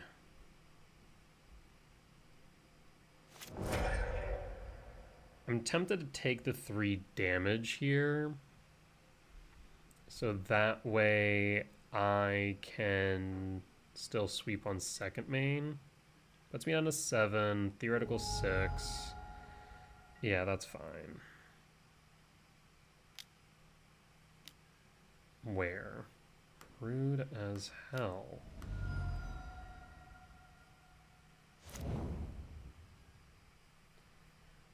Yeah.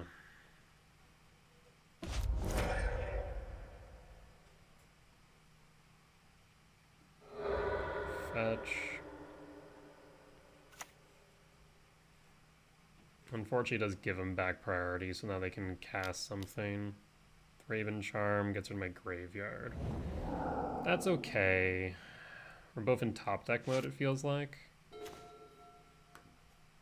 Tapped. And pass. Hold up the ability to respond.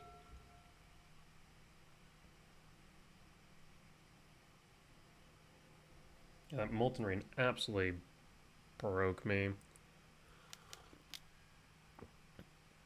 That's a problem. Mm-hmm. Did you just top deck that? Because I swear. Yep, down to 3. I need a Bajuka Bog or a... So, what gets me out of this? Bajuka Bog, Rumble, Kozak's Command, Sowing Mycospawn. Anything else, I think I just die.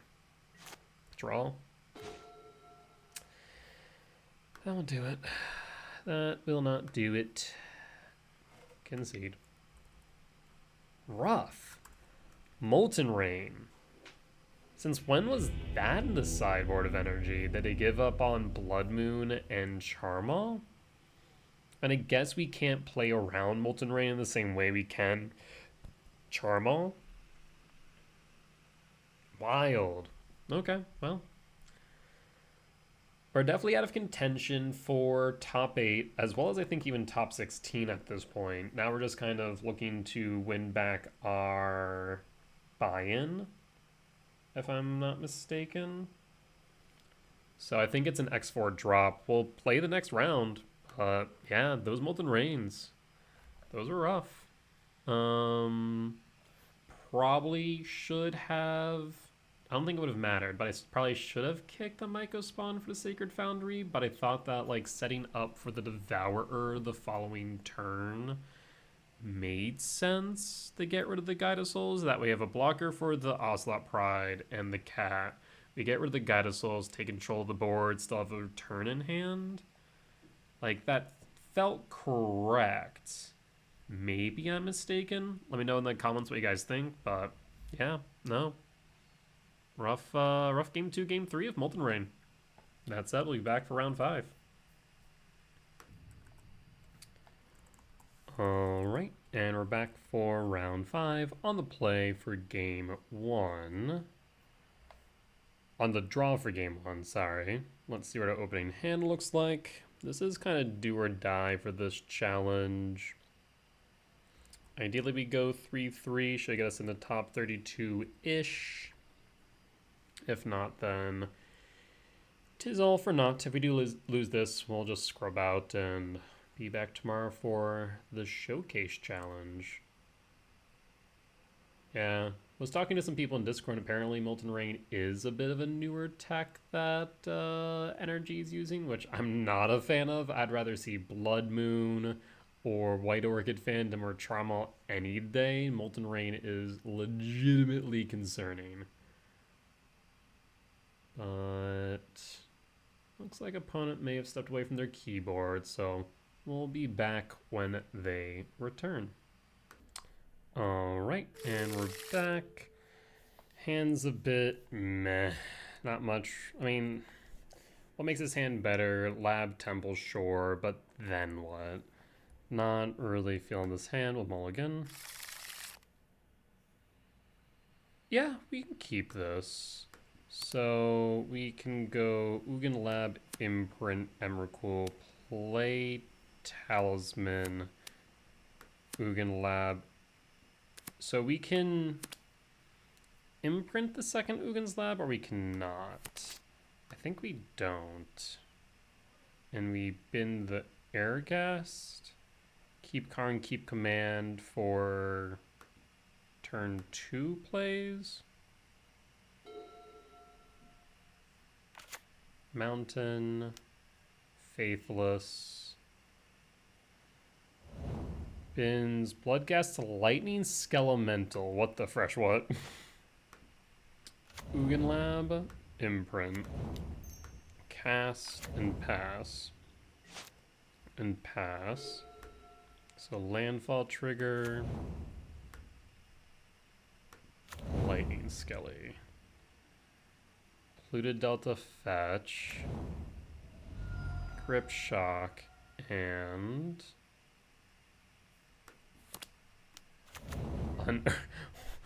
what is happening? Huh. Yeah. That's a thing that just happened. Pitch.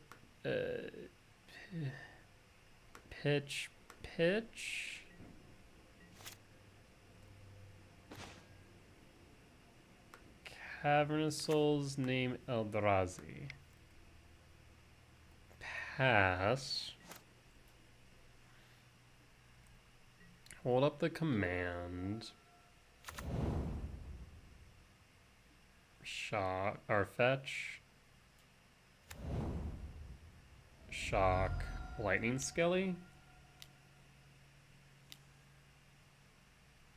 Yeah.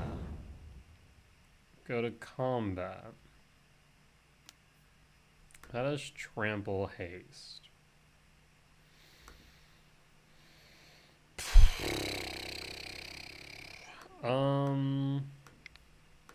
Ramp Scry Draw.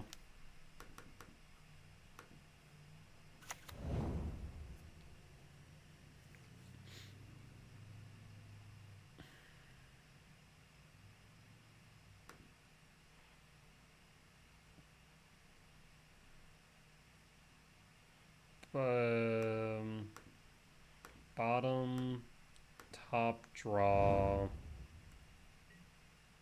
damage, pitch, end step. What the fresh all am I playing against? And now we pray that we don't lose. 5, 6, 7, 8, 9, 10, 11, 12. I mean, we're very close to getting Emrakul here. No, if they have another Lightning Skelly, we're in trouble. No. Okay, supplier fine. So I was saying, if you somehow manage another Skelly, the Bloodghast is a bit scary. So, what the fresh what? What? What is this? Discard a card or sacrifice a permanent. Souls of the Lost powers equal the number of permanents in... Okay. So basically a black Tarmogoyf? There are permanent cards in your graveyard and its toughness? Kind of. Sure. I guess more akin to a Golgari Grave Troll? Bloodghast. Yes. Hasty Bloodghast. Yes. I'll be at 2. 5, 6, 7, 8, 9, 10, 11, 12. Oh, this is frightening. Yeah, I'll take the 4. Down to 2. Return the Emrakul, and I think we just die.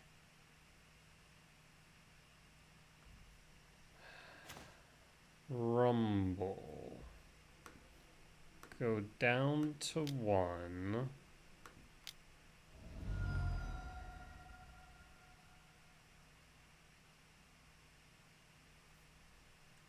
Grab the bog. I think we'll be short. We're going to be short 1. 6, 7, 8, 9, 10, 11, 12. Gotta be joking. A untapped land would have gotten us there. We would have cleared the board, except for Souls of the Lost. And then attacked Souls of the Lost into Emrakul. Yeah. Yeah, that sure is a thing that just happened. 6, 7, 8, 9, 10, 11, 12. Yeah. Okay. We'll concede. I got nothing. Rakdos mid-range? So just like a mid-range pile. Not really sure what to call that one. I'm gonna say Return is good. Chrysalis good. This deck feels too fast for Karn. We'll cut a gemstone and bring in a Karn back in. Alright. That was, that sure was unexpected. I'll tell you what.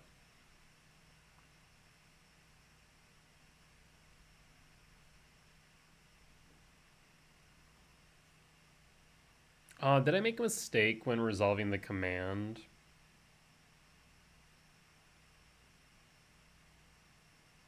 If I would have grabbed a land, put it on top, would I have had enough for Emrakul that turn? Or was the turn after that the one where I drew into Temple? I want to say I drew into Temple after I played Command. Is that right? Cast Command, Scry,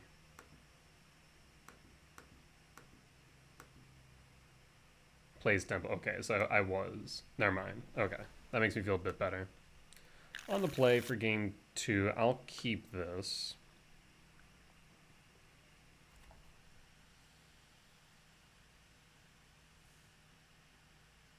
Opponent's going to go down to 6.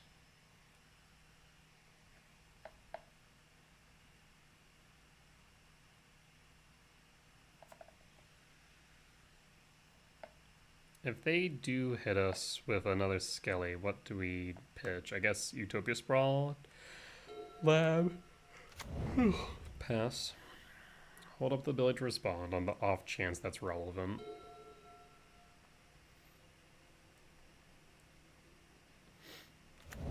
Bloodstained Mire. Fetch to 19. Shock with Blood Crypt. Thoughtseize? Faithless Looting. Okay.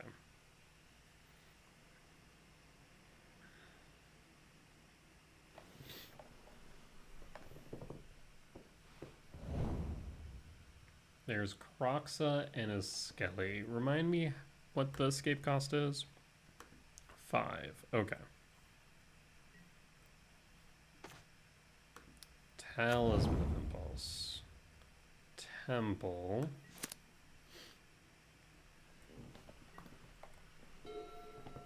So not there yet on Kroxa.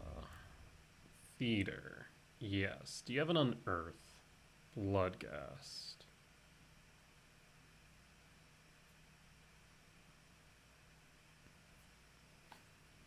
Here comes Unearth.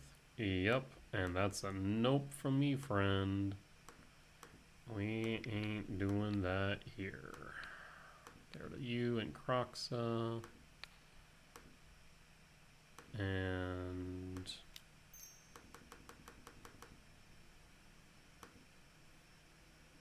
ramp 2, exile, no valid targets, pass.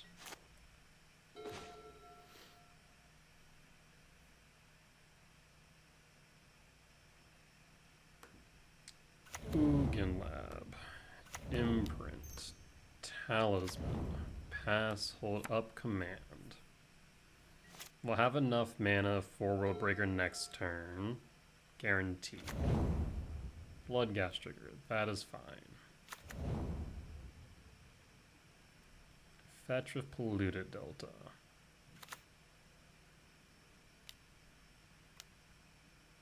Cast a Skelly. Cast a Skelly. Go to combat.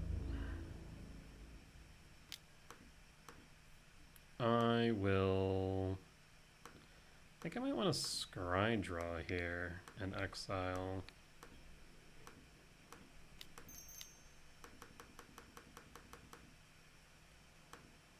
Get rid of Skelly, scry draw. Return is relevant. Devourer is relevant. Let's top and top. Draw and pass. Devourer of Destiny. Do we trigger Sanctum of Ugin?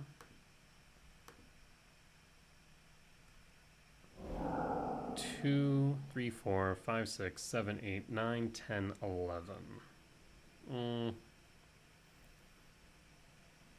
Alternatively, I could grab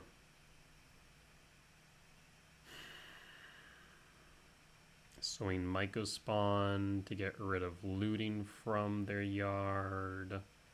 I grab another World Breaker. I'll say yes. I'll grab the Mycospawn, I think is correct here. Yeah, I'll grab Mycospawn. Resolves, we can hold up the return.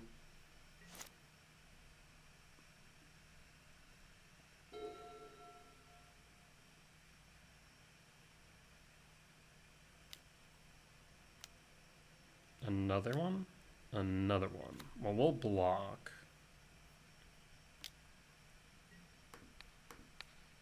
That is easy enough.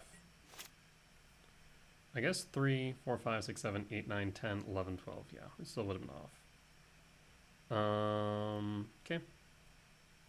End step, draw, rumble. I'm gonna kick.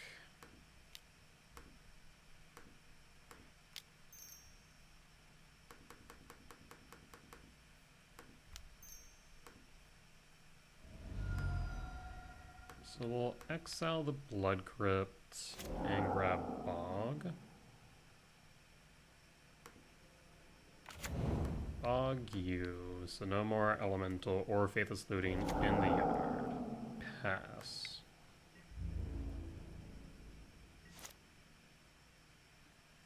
Well, to delay to respond in case it's relevant. Epicure, that's fine. Take a damage. Make a blood. Draw a card. Pitch an Awakener. Wild.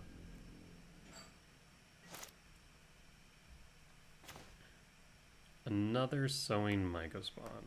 I'll kick another Mycospawn.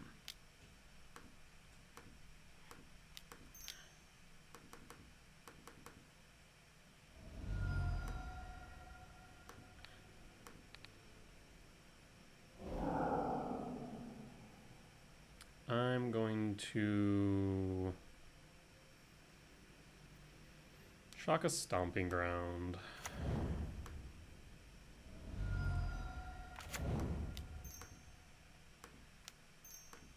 Rumble?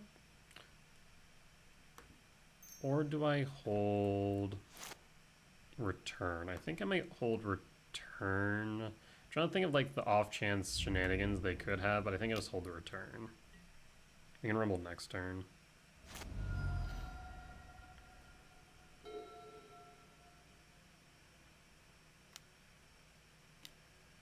Bloodghast. Fine.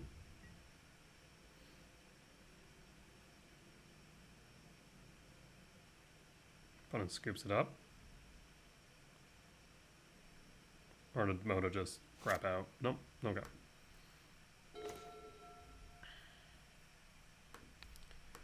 Utopia Sprawl. On red. On green. Black.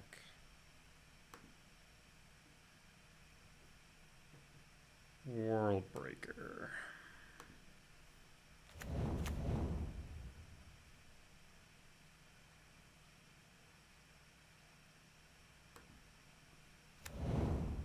Imprint Breaker.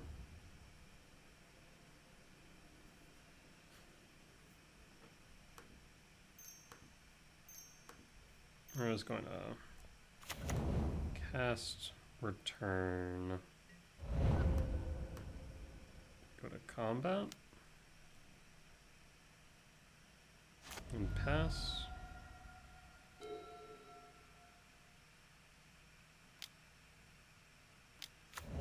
Awakener.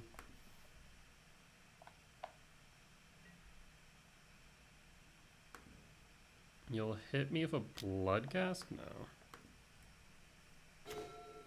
Ghost Quarter.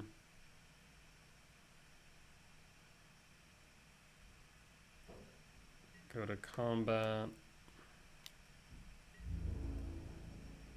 Down to 1. Return.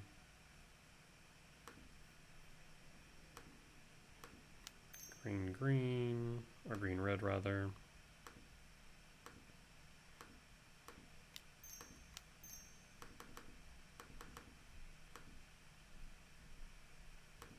Trigger, trigger, trigger.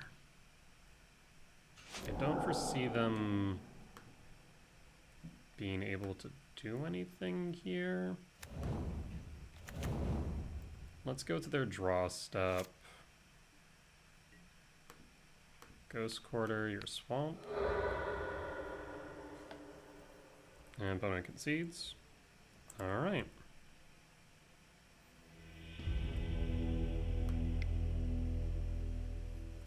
So Kozilek's command gonna be very good for obvious reasons. Seems to be a very graveyard focused deck.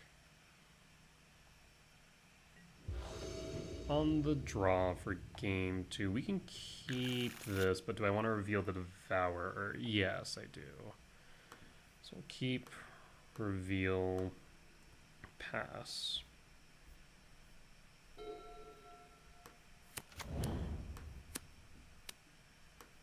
Fetch, shock, and Stitcher.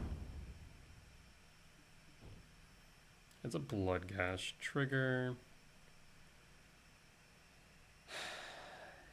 Temple or Breaker?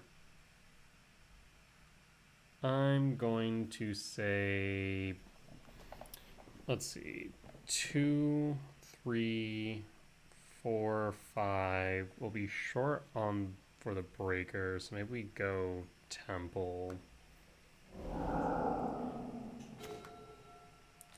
Imprint, cast, and pass, and pass. We'll fetch, shock, sprawl, hold up, return. Village Rites. Unearth, Bloodcast, landfall trigger.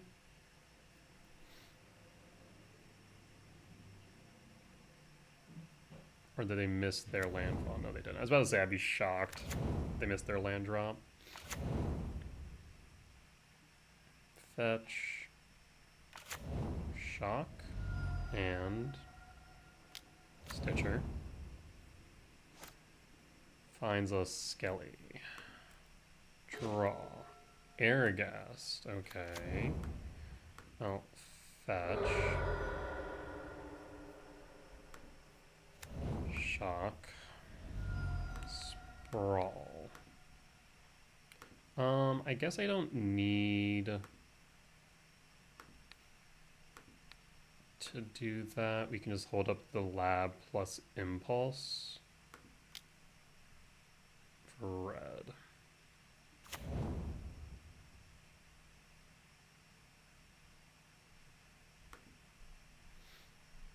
And hold up the return. So 2, 4, 5. Next turn we will have 7. Let's see if they unearth the Skelly. They also did hit a Blood Moon, which is relevant here. Fetch. Swamp. Blood Moon. Skelly. Combat. In response. Return. Pass.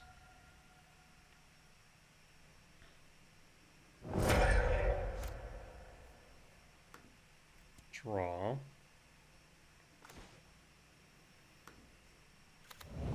One, two, three, four, five, six. So next turn, at their end step, we'll return Devourer.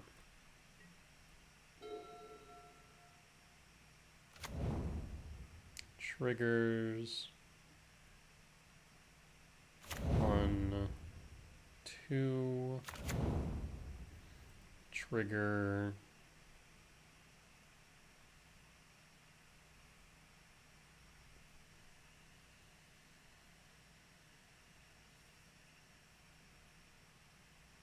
And keeps it on top. Okay. Looting.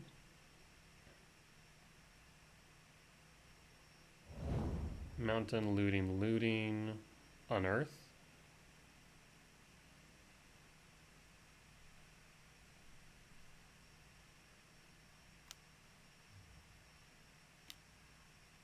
Borrow's Charm. Rude as hell. Yes. So I'm no longer inclined to bring Devourer back. Because I only have 1, 2, 3, 4, 5. At the same time... Yeah, no, we'll just hold.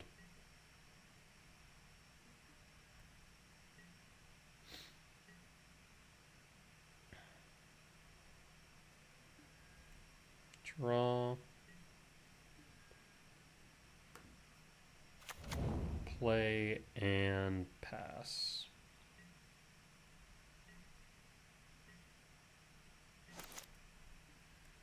So 1, 2, 3, 4, 5, 6. If we draw into a land, it would be 7. But it's probably like just as high of a chance of us seeing a 7-mana dice spell as it would be that. Looting again. Yep.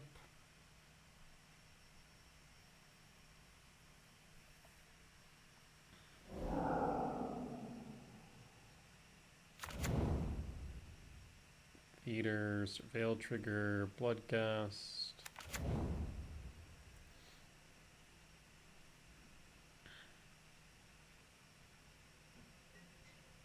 It's a combat.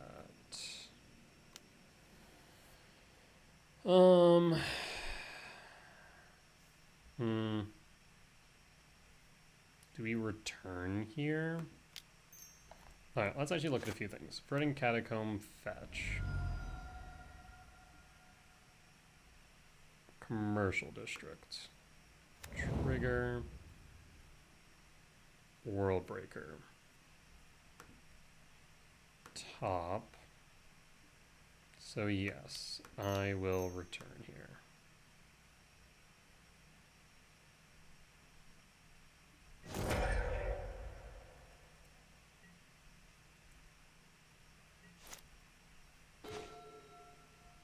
World Breaker, 2, 4, 5, 6, 7. And I'm getting a call that I will need to answer, so I'll be right back.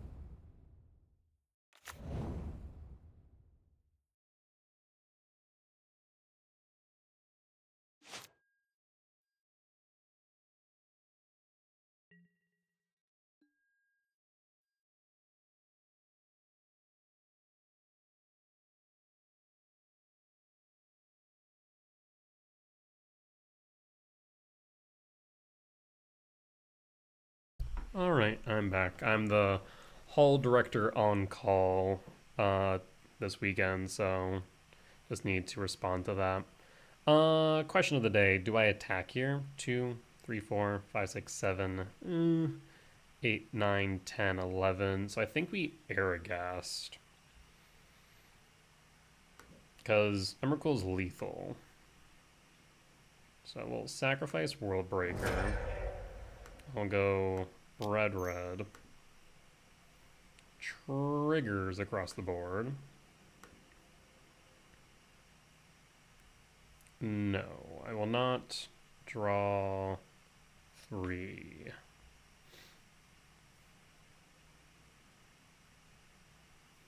Four types in yard. 4, 5, 6, 7, 8, 9, 10, 11, 12. No. Yes.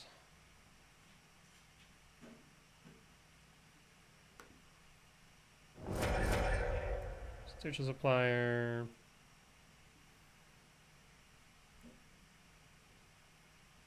No.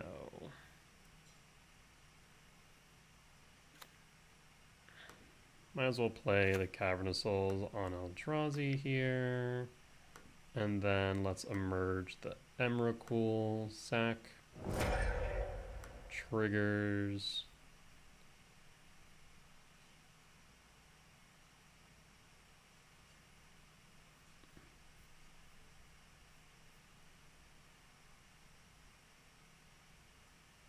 I mean, they would need to find a way to kill me outright. No.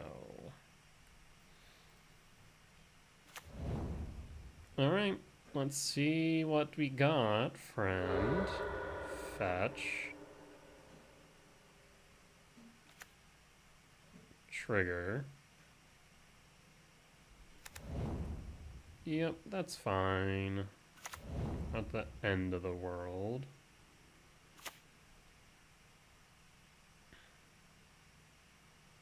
Flare of Malice?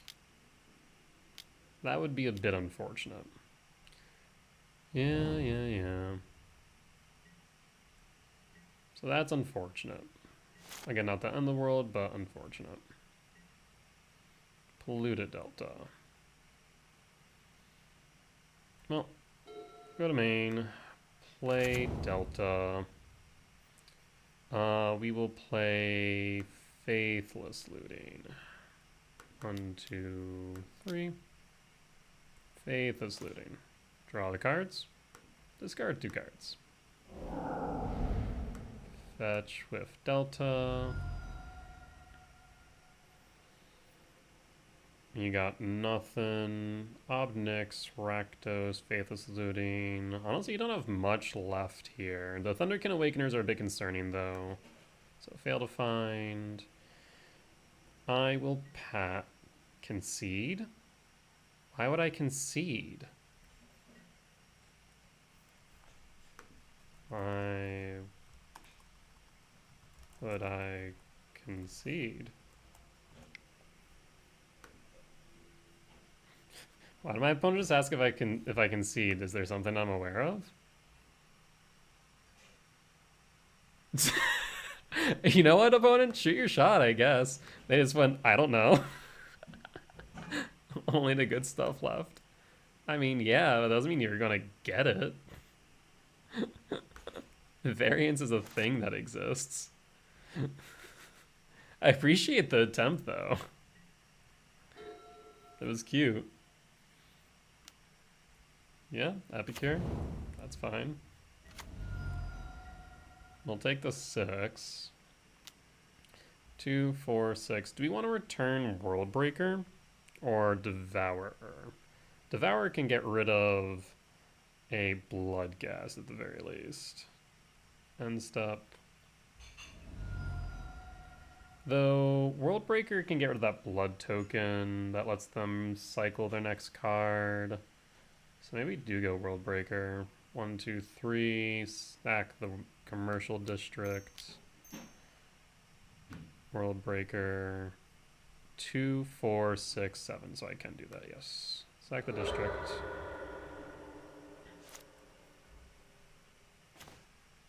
course, we grab another World Breaker regardless.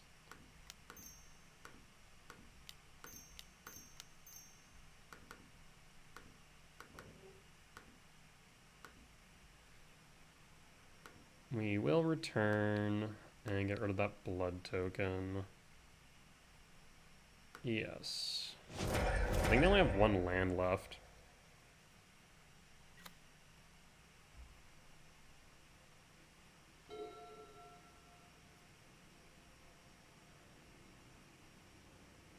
Paying cost for... or not. Play the Misty. Cast the Breaker.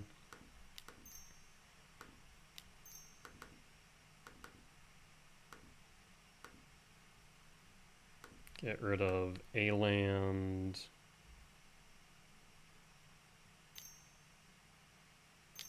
Float. Flare Malice? Yep, that's fine. Pass. Put a pause on end step.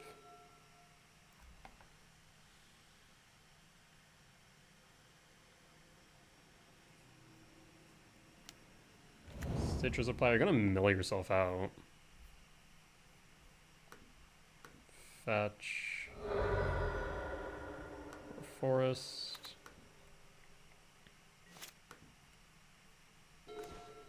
Ghost Quarter. Return Devourer to hand. I will mention that Ghost Quarter is quite literally a sinkhole right now. Exile Supplier.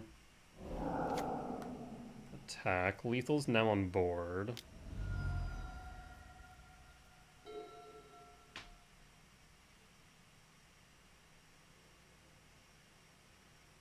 Still love my opponent. Concede. GG's. I can appreciate it.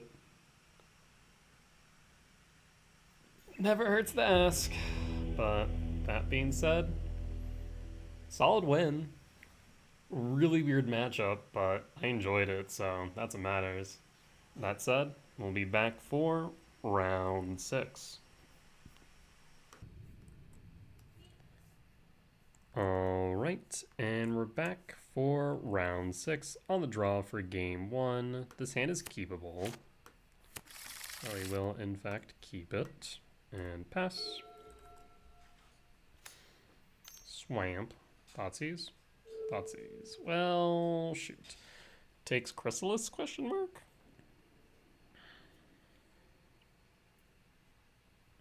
We also take Sprawl or Talisman, but yeah, taking Chrysalis seems correct.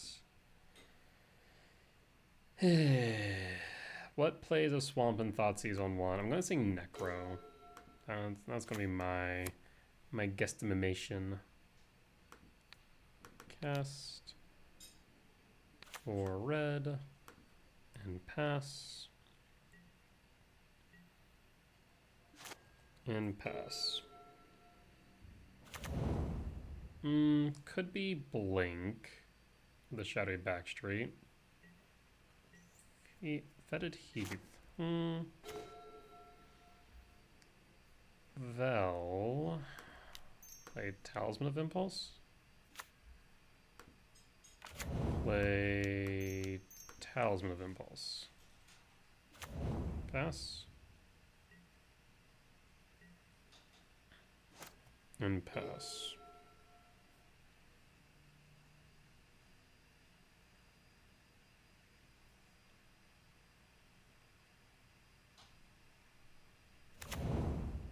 Flagstone. Yeah, so this looks like Blink.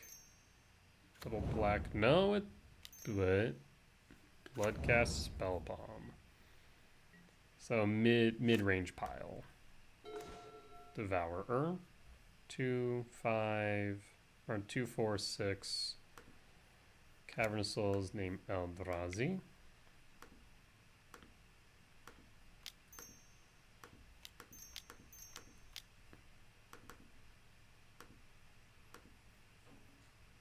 Exile Bloodghast, pass.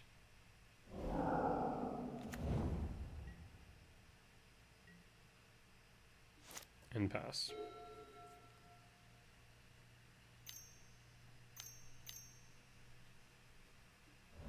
Vindicate. Okay. Draw.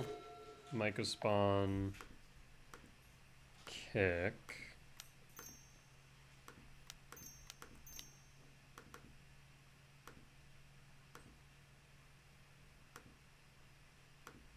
Let's kick the flagstone. And draw into... Guess an Eldrazi temple. Play Wooded Foothills. Pass. And put a pause on end step. Shadowy Backstreet. Urborg. Profane Tutor. Fascinating. Fetch. Commercial District. Rumble Top.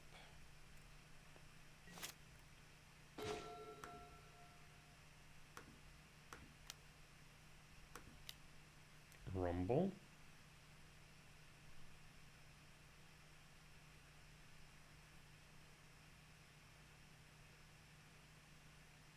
Opponent's thinking. There's the Emrakul. So we'll have 1, 2, 3, 4, 5, 6, 7, 8, 9, 10, 11, 12, 13. Yes.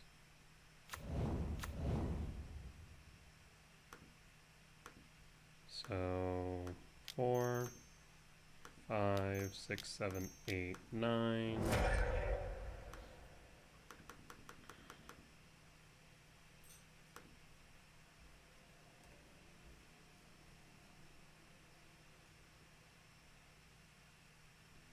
And opponent concedes. So once again, kind of a mid-range pile. Not really sure what it is.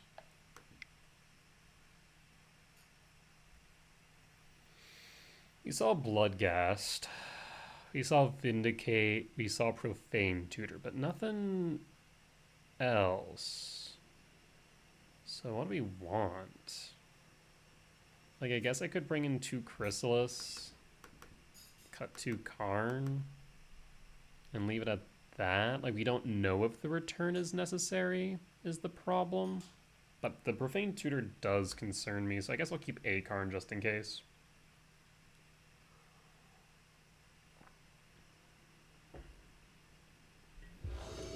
On the draw for game 2.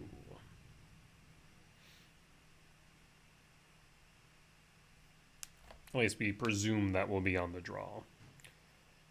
Hand is a bit slow. If we draw into some mana value spell, it's fantastic though, so I will keep. And pass. Swamp. Thoughtseize hits Chrysalis or hits Rumble.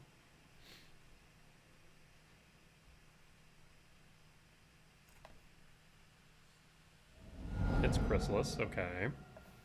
7 mana value spell, let's go. Fortunately not, so we'll go District, Surveil Trigger. Mycospawn top and pass. So now we're looking for a 7 mana value spell or another temple off of Rumble.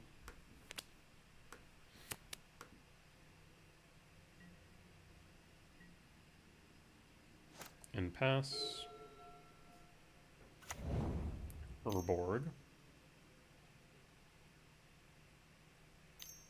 2 Bloodghast, Profane Tutor. Okay.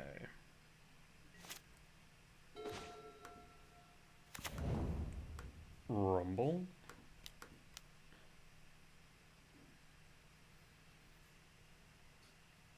Urghast intrigues me. Because we will be able to go Ugin Lab, Imprint, Talisman. Yeah, let's go Urghast. I have ideas. I have plans. And pass. Hold up the ability to respond in case it's necessary.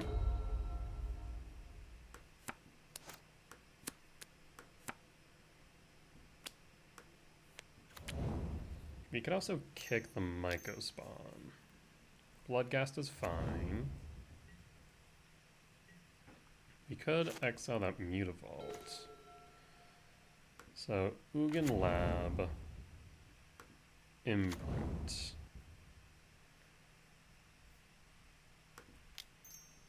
So, the question now is, do we go Talisman Myco spawn? Or do I kick Myco spawn? The only problem is next turn I wouldn't be able to go Urghast into Emrakul.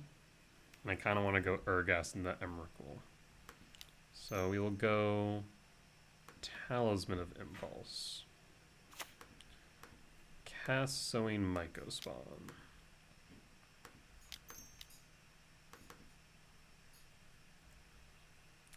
I am going to grab a Sanctum of Ugin because we return 2, 4, 5. Yes, Sanctum of Ugin. And then pass. So what do they grab with Profane Tutor? That's what I'm curious about. 1, 2, 3, 4, 5, 6. I guess they won't find out until they cast it, right? Because it's just a card. They don't have to reveal it.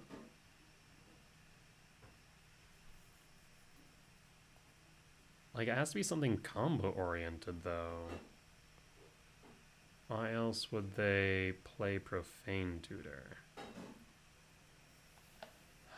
But what could it be? My only thought is, once again, it could be Necro.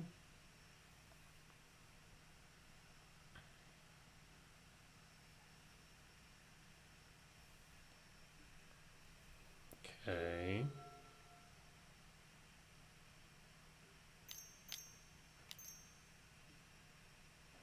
Sorin's fine. Do you just play a Vein Ripper? Is this Vampire Tribal? Yeah. Yeah, that's fine. Yeah. That is a-okay, friend. Utopia Sprawl. Vel. Let's return Urghast to hand. I will Utopia Sprawl on District for red. I'm going to sacrifice a Sowing Myco spawn. I'm going to go 1, 2, 3, 4. Trigger. Vein Ripper, trigger.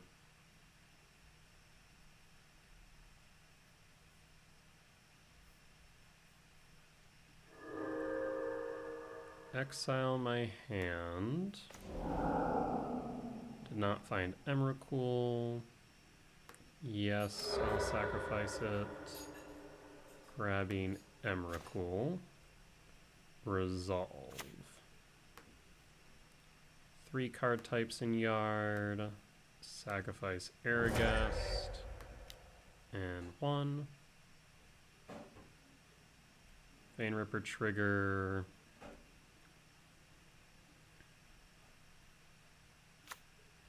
And pass to my turn, comrade. Or rather, our turn, sorry.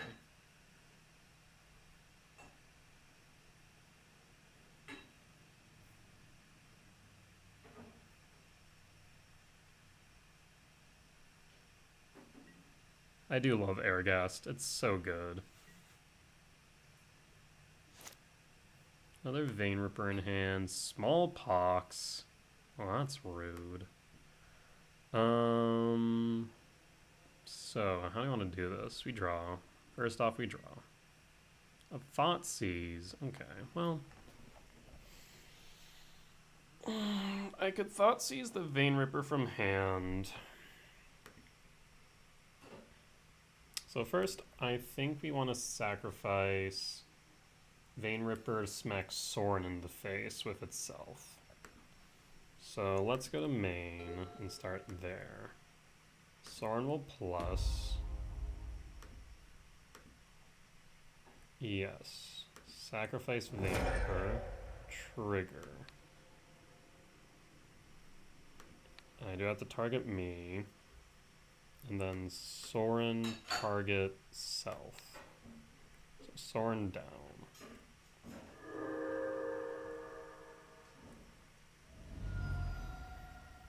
Now we could Thoughtseize self. Get rid of Vein Ripper just in case it's relevant. Otherwise I can... Yeah, I think we just Thoughtseize self. Get rid of Vein Ripper. And then go to combat.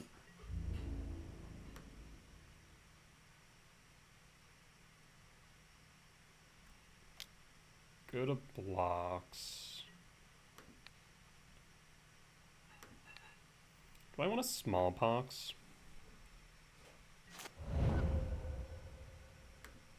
Do I want to cast Smallpox? I get to control what they sacrifice. We can sacrifice Urborg.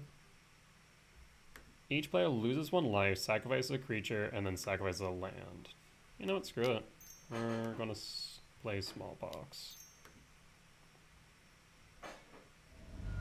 So pitch. I'll discard a Gemstone. I'll sack a Spawn. We'll sack the Urborg. I'll sack a Hugin Lab. And pass. And pass. Okay. Have fun top decking. How many blood gas they have in yard? 2? Oh, it doesn't matter now. Kicker a Sowing Myco Spawn.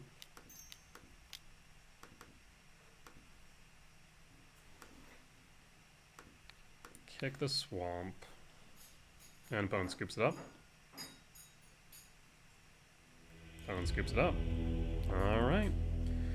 Well, that will end our 6-round challenge with a 3-3 record. We will, in fact, get within the top 32. At the very least, I started this round at top 30, so we will get some of our player points back at the very least. Definitely some interesting matches against 2 kind of mid-range piles. Looks like this one was Vampire mid-range versus the last one, which was Skelemental mid-range, which honestly I did love playing against that deck. Some unfortunate losses against Grinding Station, which honestly I'm not sure I could have done much about. Grinding Station just did what Grinding Station does. Energy, which was kind of insane with Molten Rain. Molten Rain just absolutely put in work against us. Not a card I was expecting, but a card we'll have to keep in mind in the future. And then Blink, we had a solid game 1, but Ketramos put in a ton of work game 2, game 3. Does make me consider Dismember being brought into the board again. So something to think about right now. As I mentioned before, we're just going to spend this week running my RC list, getting some baseline data, and then I'll start experimenting with our main deck, mainly probably cutting an Urghast and a Writhing Chrysalis for 2 Ancient Stirrings, and seeing how Ancient Stirrings fares at this point in time, and go from there. But that being said, that there will be the end of today's video. As always, if you guys did enjoy it, please do consider hitting the like button. Comment down below if you did see any lines that I missed, any mistakes that I made, or any feedback that you might have. As much as I hope that you all learn from me in both my successes and my failures, I hope to learn from you all as well. And last but not least, if you got to this point in the video and aren't already, please do consider subscribing. We're getting closer and closer to our 500 subscriber goal. That said, we'll be back for another video tomorrow. I'll see you then, folks. Bye-bye!